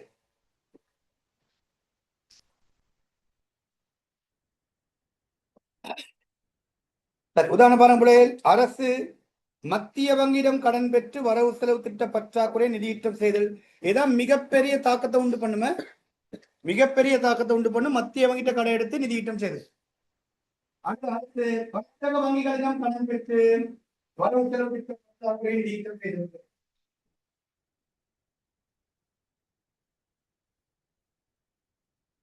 சுருக்கத்தாக்கமுடைய வரவு செலவு திட்ட கொள்கை பாருங்க போ. சுருக்கத்தாக்கமுடைய வரவு செலவு திட்ட கொள்கை பாதிட்டு குறையை நிவர்த்தி செய்வதற்கு அரசாங்கம் பெறுகிற கடனானது பண நிரம்பலில் அதிகரிப்பை ஏற்படுத்தாவிட்டால் அது சுருக்கத்தாக்கமுடைய பாதிட்டு கொள்கைன்னு சொல்லப்படும். பெரும்பாலும் யார் யார்ட்ட எடுக்கிற கடன் பாருங்க, தேசிய சேமிப்பு வங்கிட்டிருந்து எடுக்கிற கடன்கள், ஊழியர் சேமலாப நிதியத்திலிருந்து எடுக்கிற கடன்கள், பொதுமக்கள்கிட்ட இருந்து எடுக்கிற கடன்கள், இவையெல்லாம் பிள்ளை சொல்லுவோம் சுருக்கத்தாக்கமுடைய வரவு செலவு திட்ட கொள்கைன்னு சொல்லி. இத்தகைய கடன்பாடுகள் மூலம் நாட்டின் பண நிரம்பலில் அதிகரிப்பு தோன்றாத பிள்ளை. இந்த மாதிரியான கடன் மூலங்களால நாட்டின் பண நிரம்பல் அதிகரிப்பு தோன்றாது. இந்நிலையில் நிறுவனம் அல்லது தனிநபர் உடைமையால் கொண்டுள்ள பணமானது அரசுக்கு கடன் என்ற அடிப்படையில் மாற்றப்படும் பிள்ளைகள். இதனால் பணவீக்க நிலைமைகள் தோற்றம் பெறுவதில்லை. ஏன்னா அங்க புதுசா காசுகள் அச்சிட போறதும் இல்லை, அங்கு கடனாக்கம் நடக்க போறதும் இல்லை பிள்ளை. சரி, அதை பற்றி விரிவு நிதியை விரிவு நிதி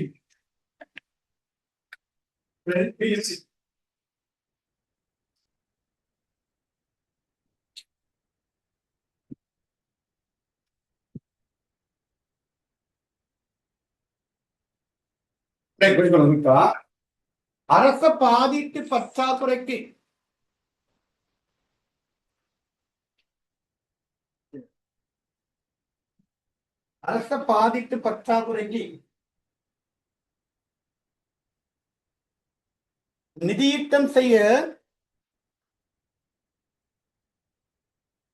அரச பாதிட்டு பற்றாக்குறைக்கு நிதியீட்டம் செய்ய வங்கியிடமிருந்தும்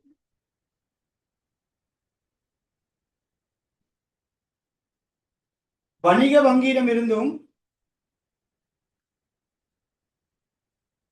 வங்கியிடமிருந்தும்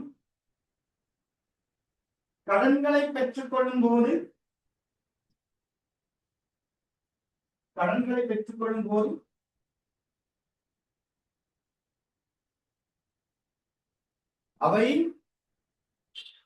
அவை நாட்டின் பண நிரம்பலை அதிகரிக்க செய்து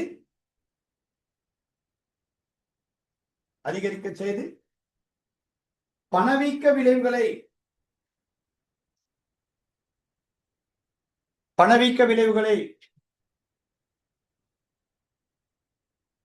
நிரம்பலை அதிகரிக்க செய்து பணவீக்க விளைவுகளை ஏற்படுத்துவதால்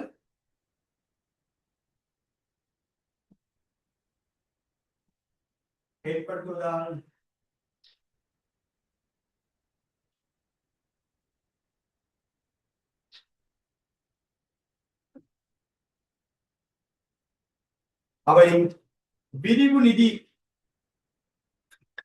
என அழைக்கப்படும்.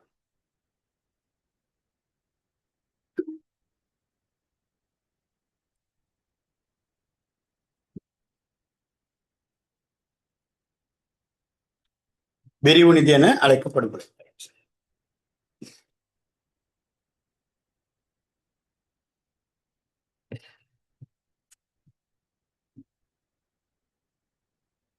இப்ப பாருங்க இன்னொரு 2 தேர்ச்சி மட்டங்கள் தான் இருக்கு. ஒன்று அரச கடன்களும், அடுத்து நிரம்பல் ஊக்குவிப்பு கொள்கை. எல்லாம் சின்ன ஒரு விஷயமா ஒரு 1.5 மணி நேரம் பாருங்க.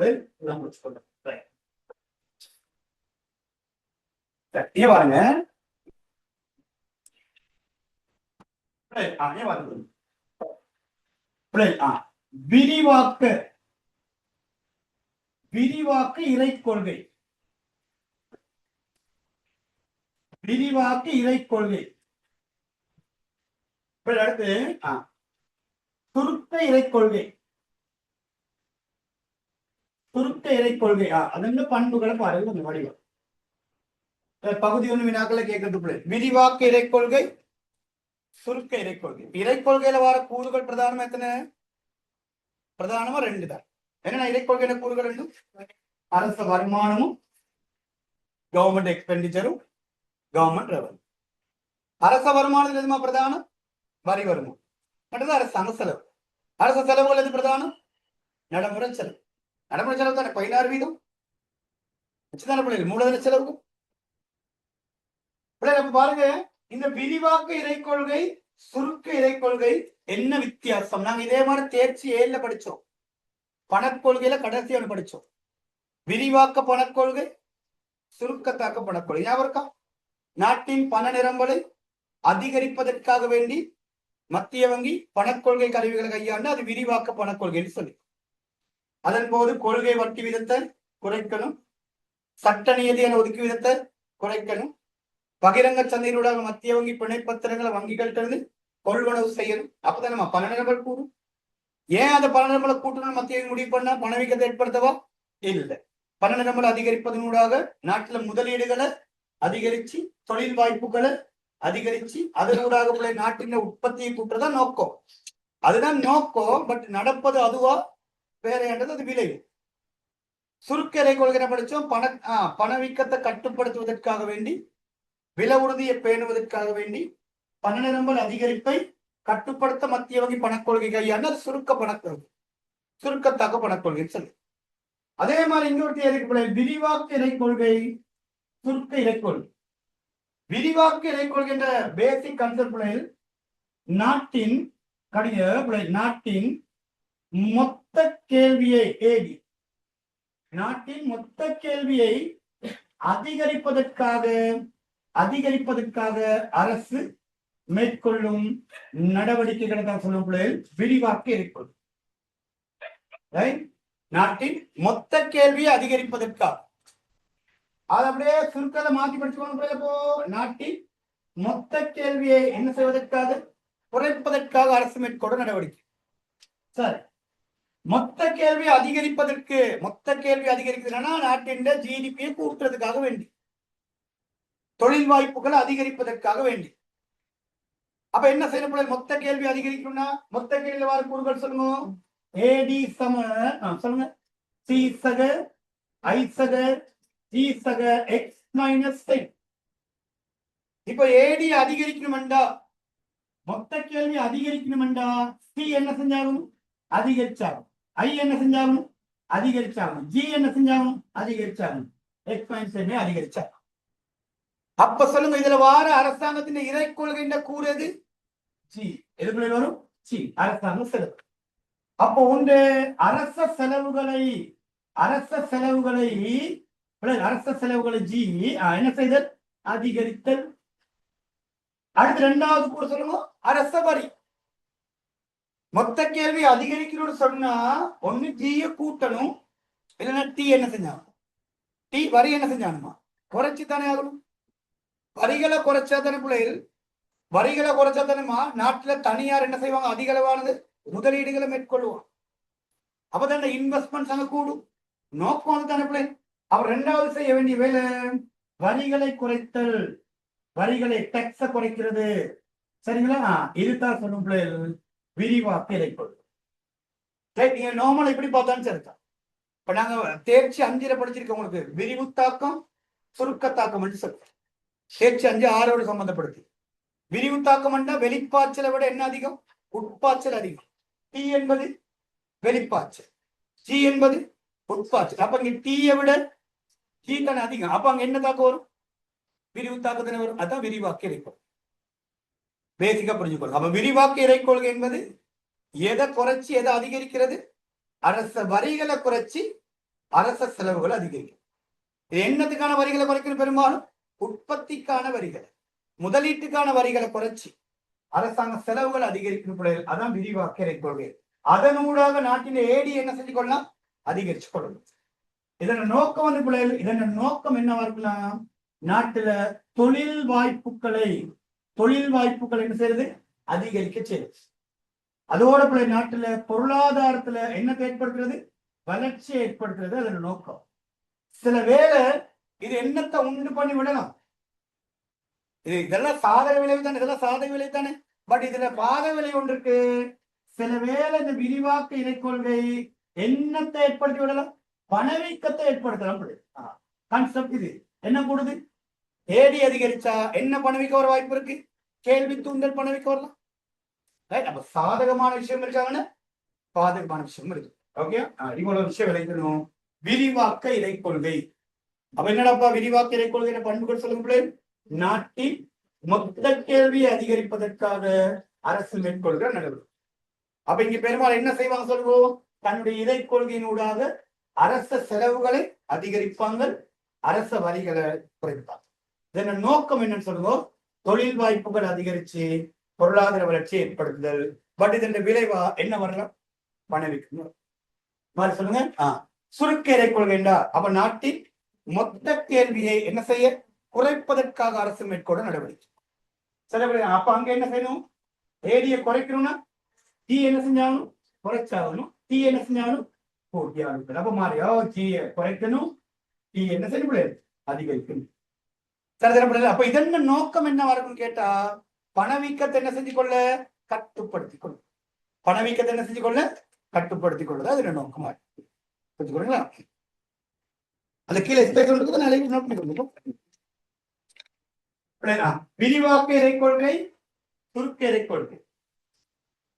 அரச இறைக்கொள்கை அரச நிதி கொள்கையில ஒண்ணுதாண்டா.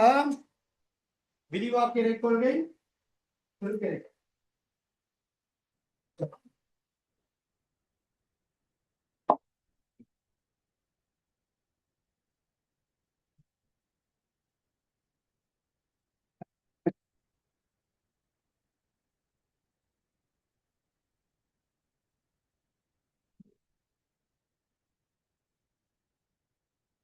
சரியா? விரிவாக்க இறைக்கொள்கை, சுருக்கத்தாக்க இறைக்கொள்கை. எழுதுங்க. நாட்டின் மொத்த கேள்வியை அதிகரிப்பதற்காக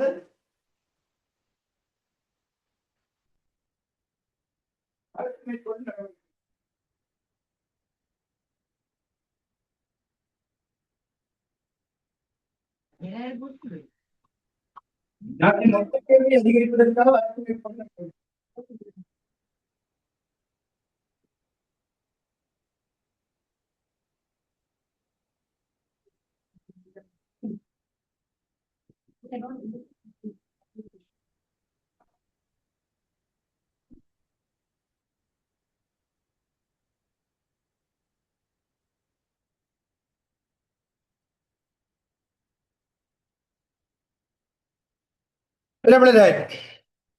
சுருக்க இறைக்கொள்கை போட்டுக்கொள்ளுங்க.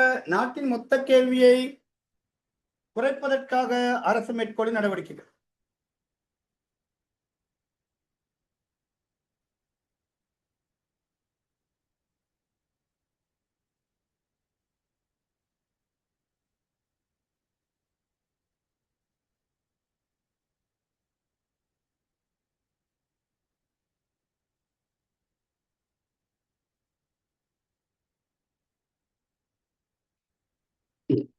இப்போ அரச செலவுகளை அதிகரித்தும்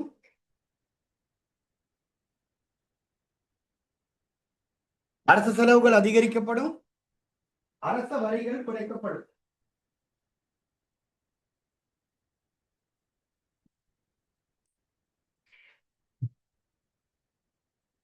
அரச வரிகள் குறைக்கப்படும்.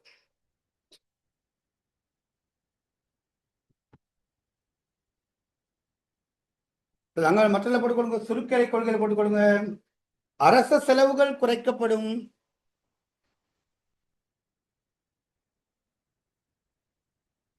அரச வரிகள் உயர்த்தப்படும்.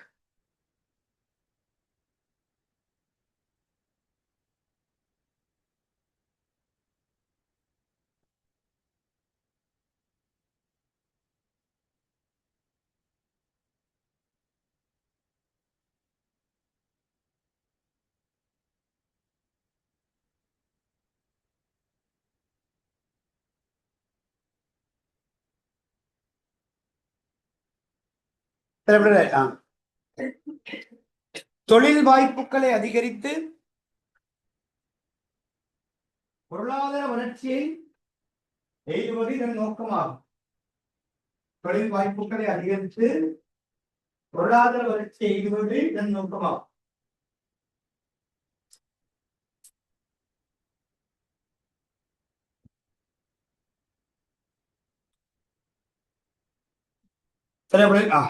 மேபி என்ன வர வாய்ப்பு இருக்கு? பணவீக்கம் ஏற்படலாம். அதை நோட் பண்ணிக்கணும்.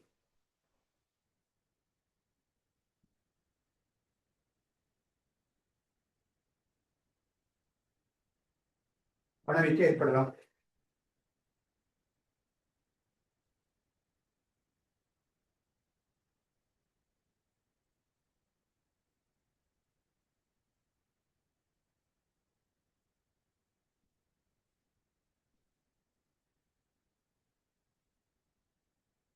சரி, அப்படி ஒரு சுரக்கிரை கொள்கை பணவீக்கத்தை கட்டுப்படுத்துவதற்காக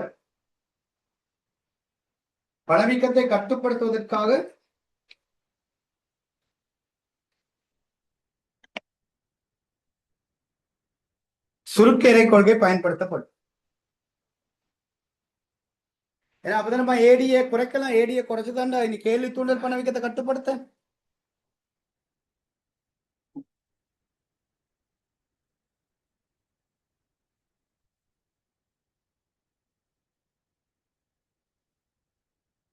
சரி, அப்படி சரி, இப்ப கவனிச்சுக்கோங்க. சரி, இப்ப நான் உங்களுக்கு தேர்ச்சி 7, தேர்ச்சி 8 இந்த ரெண்டு சம்பந்தப்படுத்தி பொதுவா சில வினாக்கள் வரும்.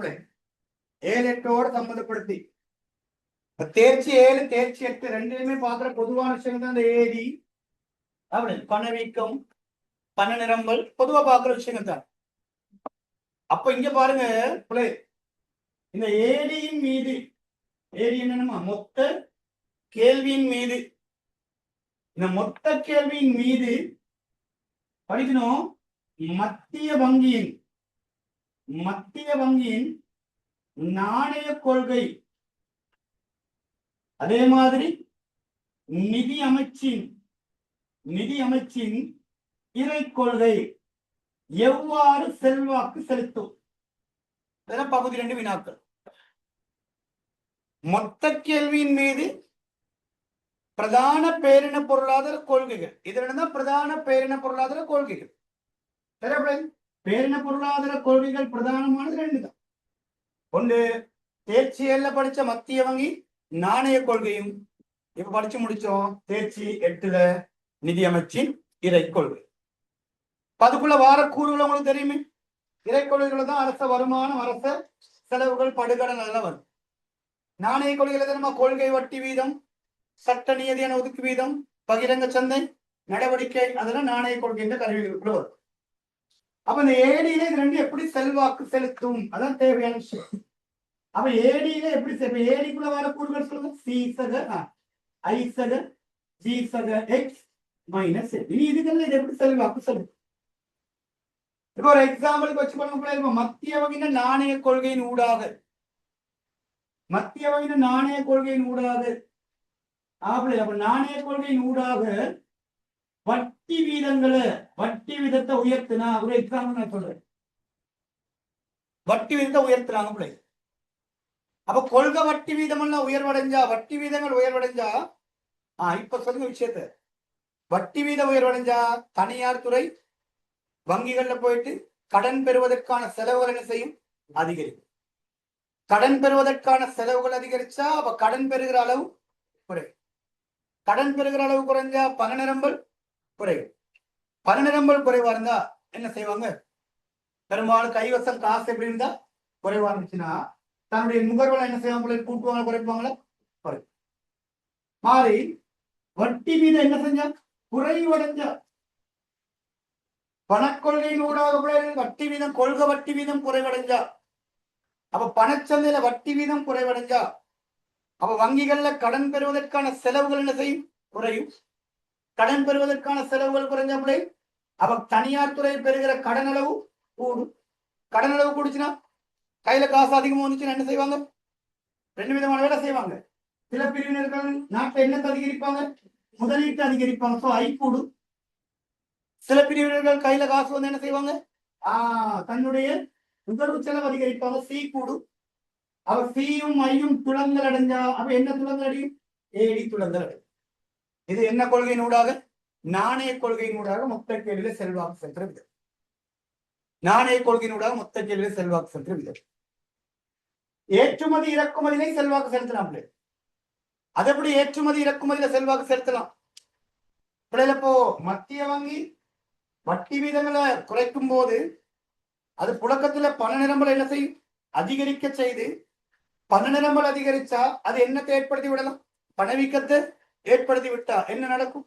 உள்நாட்டுல விலை மட்டம் என்ன செஞ்சா அதிகரிச்சா அதன் விளைவு நம்ம நாட்டுல விலை மட்டம் கூடுச்சுன்னா நம்ம நாட்டு பொருட்களுக்கு வெளிநாட்டவர் கேள்வி ஏற்படுத்த மாட்டான். ஏன் நம்ம நாட்டுல விலை எப்படி இருக்கு? அதிகமா இருந்தா வெளிநாட்டவனுக்கு நம்ம நாட்டு பொருள் அவசியப்படுமா? அவசியப்படாது. அப்ப என்ன நடக்கும்? ஏற்றுமதி என்ன செய்யும்? குறையும். நம்ம நாட்டுல விலை மட்டம் அதிகமாச்சுன்னா நாம என்ன செய்வோம்? அதுக்கு மாற்ற பொருட்களை எங்க இருந்து வாங்குவோம்? வெளிநாட்டுல இருந்து வாங்க. அப்ப இறக்குமதி என்ன செய்யும்? கூடும். அவ எக்ஸும் மாறும், எம்மும் மாறும். அப்ப இதெல்லாம் பாருங்க, மத்திய வங்கியின நாணய கொள்கையானது மொத்த கேள்வியில செல்வாக்கு செலுத்துற விதம். அதே பாருங்க இறை கொள்கை செல்வாக்கு செலுத்த இப்பதான் வழங்கப்படுத்தி முடிச்சு. அப்ப இறை கொள்கையில வர பிரதான மாறிகள் என்ன சொல்லலாம்? ஜியும் டியும். அரசாங்கம் ஜியை உயர்த்தினா அது நேரடியாவே ஜியை உயர்த்தினா நேரடியாவே மொத்த கேள்வி கூடும். டீயை உயர்த்தினா மொத்த கேள்வி கூடுமா? மொத்த கேள்வி குறையுமா? டீயை உயர்த்தினா அப்ப வரிகளை என்ன செஞ்சுட்டாங்க? உயர்த்திட்டாங்க. வரிகளை உயர்த்திட்டாங்க. உற்பத்திகளுக்கான வரிகளை போட்டுச்சுன்னா அப்ப நாட்டின் உற்பத்தியின் அளவு என்ன செய்யும்? குறையும். அப்ப முதலீட்டின் அளவு என்ன செய்யும்? குறையும். முதலீட்டின் அளவு குறைஞ்சா குறைய. அப்போ ஏடி வரியில ரெண்டு வரி இருக்கு. நேர்வரி இருக்கு, நேர்வரி இருக்கு. நேர்வரியில உயர்த்தினா அப்ப வீட்டுத்துறையில செலவிடக்கூடிய வருமானம் குறையும். வைதி என்ன செய்யும்? குறையும். வைதி குறைஞ்சா அப்ப நுகர்வு சி என்ன செய்யும்? குறையும். சி குறைஞ்சா ஏடி என்ன செய்யும்? சரி. அப்ப வினாக்களை விலைக்கிட்டு பதில் கொடுத்து அப்ப நாட்டின் மொத்த கேள்வியின் மீது மத்திய வங்கியின் நாணய கொள்கையின் செல்வாக்கு செலுத்தும். நாட்டின் மொத்த கேள்வியின் மீது நிதி அமைச்சின் இறை கொள்கை என்ன செய்ய செல்வாக்கு செலுத்தும். அது எவ்வாறு செல்வாக்கு செலுத்துன்றத நீங்க ஒரு எக்ஸாம்பிளை கொண்டு விளங்கப்படுத்தி போட்டா சரி. இப்ப உதாரணத்துக்கு மத்திய வங்கியின் நாணய கொள்கையின் ஊடாக கொள்கை வட்டி வீதங்கள் என்ன செய்யப்படும் போது குறைக்கப்படும் பொழுது கொள்கை வட்டி வீதம் எல்லாம் குறைவடைஞ்சா அது இயல்பாகவே பணச்சந்தையில வட்டி வீதத்தையும் குறைக்கும். பணச்சந்தையில வட்டி வீதம் குறைவடையும் போது அப்போ தனியார் துறை கடன் பெறுவதற்கான செலவுகள் குறைவடைஞ்சு கடன் பெறுகிற அளவு என்ன செய்யும்? அதிகரிக்கும். கடன் பெறுகிற அளவு கூட்டினா கைவசம் உள்ள காசின் அளவு அதிகரிக்கப்படாது. அப்போ என்ன அதிகரிக்குங்க? ஐயும் அதிகரிக்க வாய்ப்பு இருக்கு, சியும் அதிகரிக்க வாய்ப்பு இருக்கு. சோ என்ன மாற்றம் அடையும்? ஏடி மாற்றம். அடுத்து வாங்க நிதியமைச்சின் இறைக்கொள்கையினூடாக அரசாங்க செலவுகளையும் வரிகளையும் மாற்றி அமைக்கும் போது அது நிச்சயமாக ஏடியில் என்ன செய்யும்? மாற்றத்தை உண்டு பண்ணும். உதாரணமா அரச செலவுகளை என்ன செய்யும் போது அதிகரிக்கும் போது ஏடி என்ன செய்யும்? அதிகரிக்கும். அதே அரச வரிகளை உயர்த்தும் போது ஏடி என்ன செய்யும்? குறைவது. ஓகே, சரி. ஒரு வினா மாதிரி போடுங்களேன்.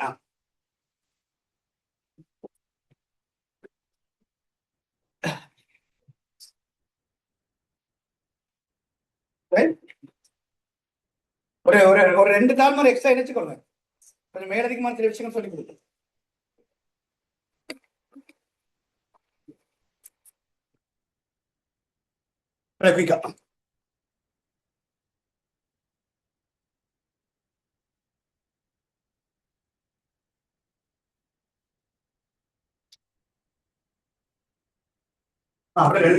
மத்திய வங்கியின் நாணய கொள்கை. மத்திய வங்கியின் நாணய கொள்கை.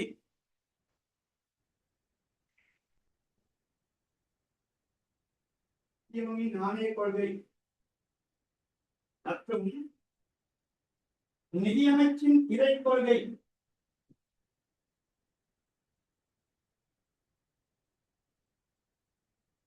நிதியமைச்சின் இறை கொள்கை. இறை கொள்கை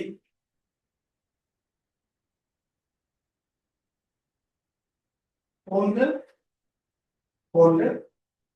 பிரதான பேரின பொருளாதார கொள்கைகள்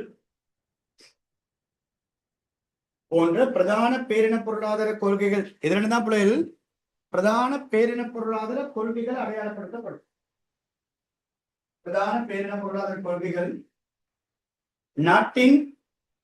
நாட்டின் மொத்த கேள்வியின் மீது பிரகடனப்படும் ஏடி.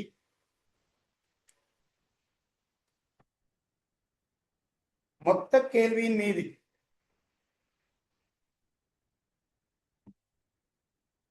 செல்வாக்கு செலுத்தும் விதத்தினை ஆராய்க. மொத்த கேள்வி மீது செல்வாக்கு செலுத்தும் விதத்தினை ஆராய்க.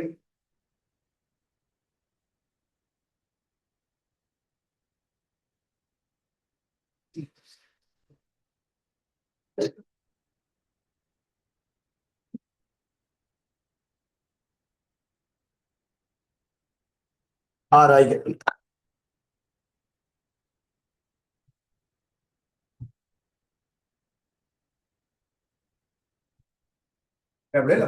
என்ன மாதிரி ஆன்சர் எழுதிக்கிறீங்க சொல்லணுமா?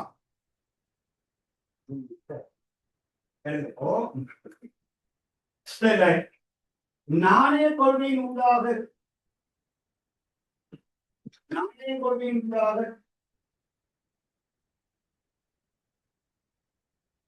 நாணய கொள்கையின் ஊடாக நாணய கொள்கையின் கருவிகளில்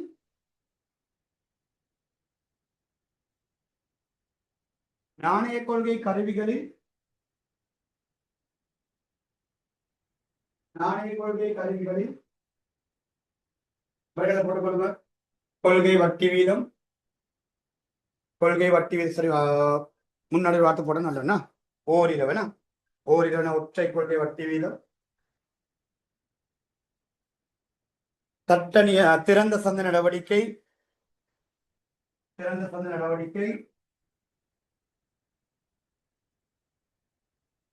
சட்ட நியதியான ஒதுக்கு வீதம்.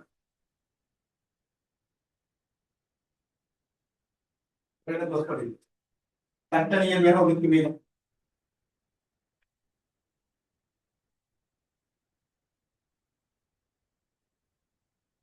கருவிகளில் மாற்றம் ஏற்படும் போது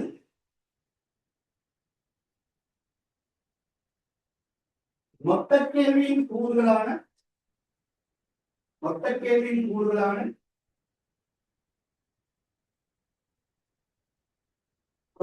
தனியார் நுகர்வு பிரகடனப்படும் சி, முதலீடு பிரகடனப்படுங்க ஐ ஆகியவை தளங்களுக்கு உள்ளாகும்.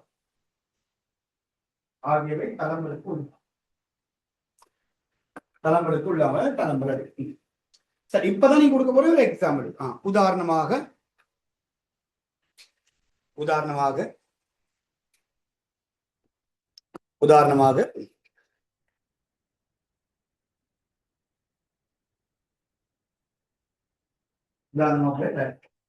ஒற்றை கொள்கை வட்டி வீதம். கொள்கை வட்டி வீதம்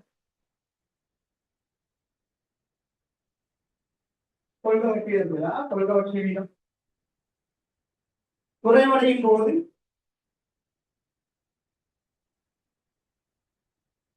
பணச்சந்தையில் வட்டி வீதம் குறைவடையும்.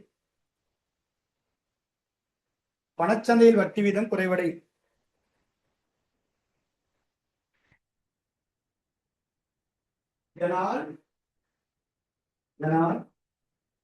தனியார் கடன் பெறுவதற்கான செலவுகள் குறைவடைந்து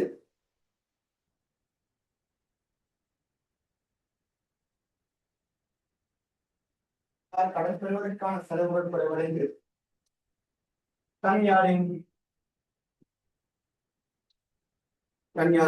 கடன் பெறல்கள் அதிகரிக்கும்.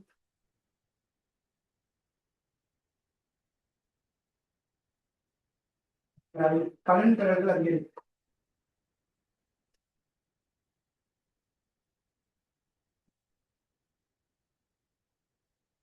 எங்கு பண நிரம்பல் அதிகரிக்க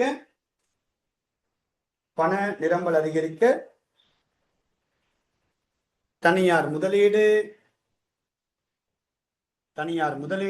போடுங்க. நுகர்வு செலவு என்பன அதிகரிக்க தனியார் முதலீடு தனியார் நுகர்வு என்பன அதிகரிக்க ஏடியும் அதிகரிக்கும்.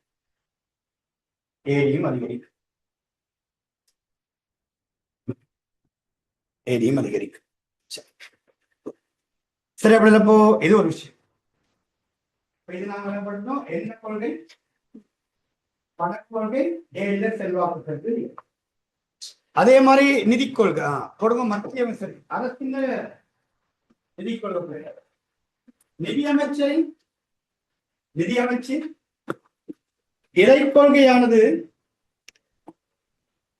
அரச செலவு டி அரச வருமானம்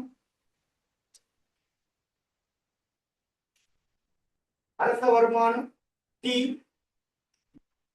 என்ன டெக்ஸ் தான் நான் மெயினா பண்ற வருமானத்துக்கு அரச வருமானம் டி அரச வரி வருமானம் டி என்பவற்றை உள்ளடக்கியதா.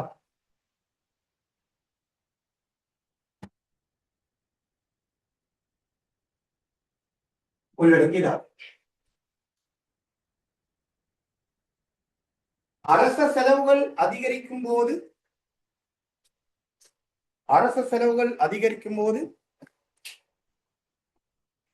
மொத்த கேள்வியானது நேரடியாக அதிகரிக்கும். அரச செலவுகள் அதிகரிக்கும் போது மொத்த கேள்வியானது நேரடியாக அதிகரிக்கும்.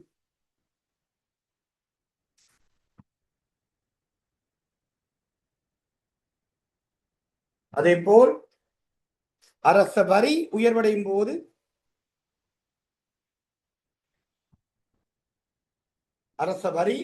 போது தனியாரின் முதலீடுகள் குறைவதுடன் நுகர்வு செலவும் குறைவடையும்.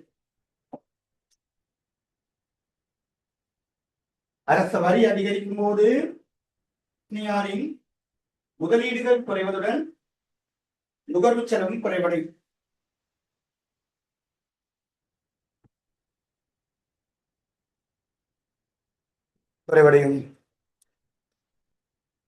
இங்கு ஏடியானது தளம்பல் அடையும்.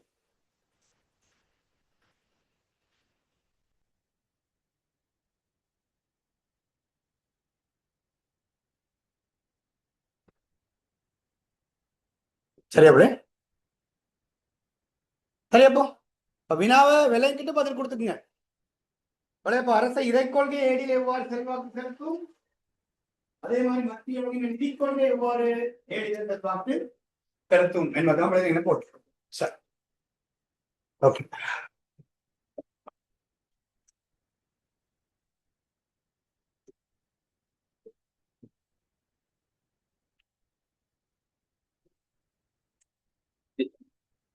எம்சிக்கு ஒரு காப்பி கிடைக்குமா?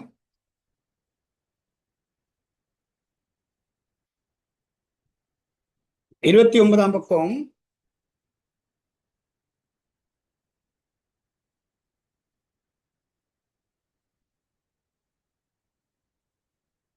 ஒன்பதாவது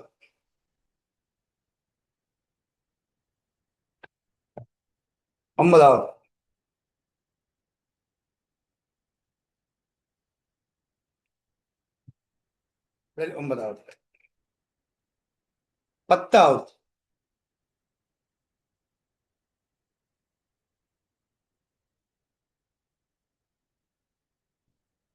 21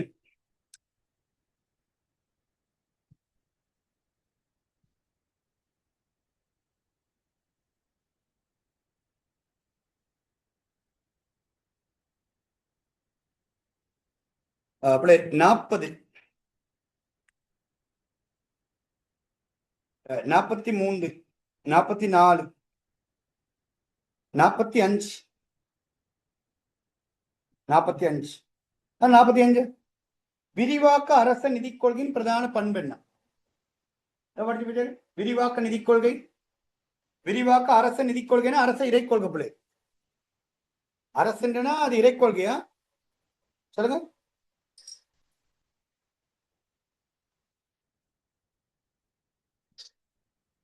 பாதிட்டு பற்றாக்குறை பூச்சிய மட்டத்தில் பேணுதல் என்ன அர்த்தம்? செலவை குறைக்கணும், வரிய கூட்டணும், அப்பதான் நம்ம பற்றாக்குறை குறைக்கலாம். அப்ப சுருக்கத்தாக தானே வரிய கூட்டினா. மூன்றாவது தானே வரிகளை விட அரச செலவுகள் அதிகரிக்கும் வகையில் தொழிற்படுதல். அடுத்து 47 அடுத்து 51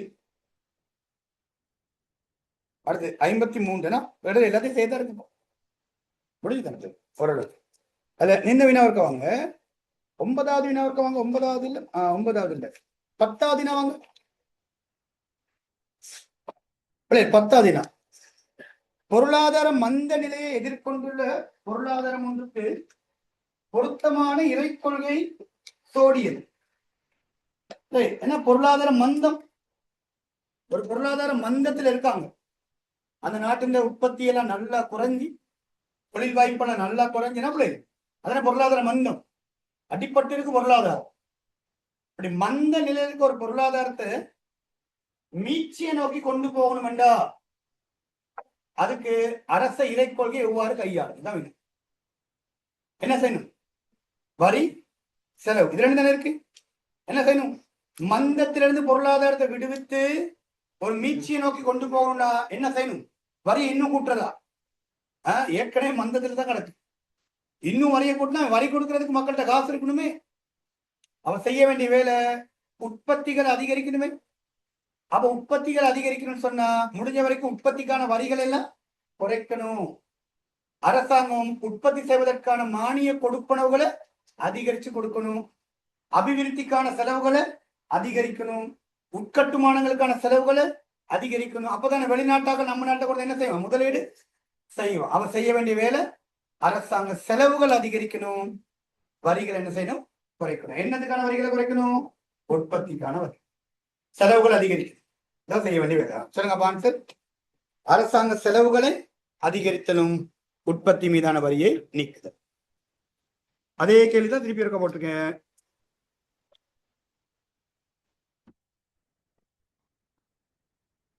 கேள்வி பாருங்க, ஒரு 21வது கேள்வி. 21வது கேள்வி பாருங்க. 21வது கேள்வி பாருங்க. ஒரு பொருளாதார பின்னடைவை எதிர்கொள்வதற்கு மிக பொருத்தமான ஓர் இறைக்கொள்கை பின்வருவதில் எதனை அதிகரிக்கலாம்?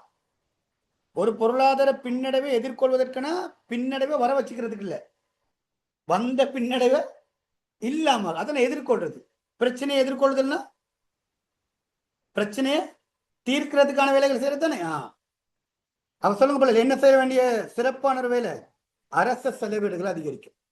அது பெரும்பாலும் என்னதுக்கான செலவீடுகள் தான் நல்லும்? அபிவிருத்திக்கான செலவுகளாக தான் நல்லும். சரியா பிள்ளை?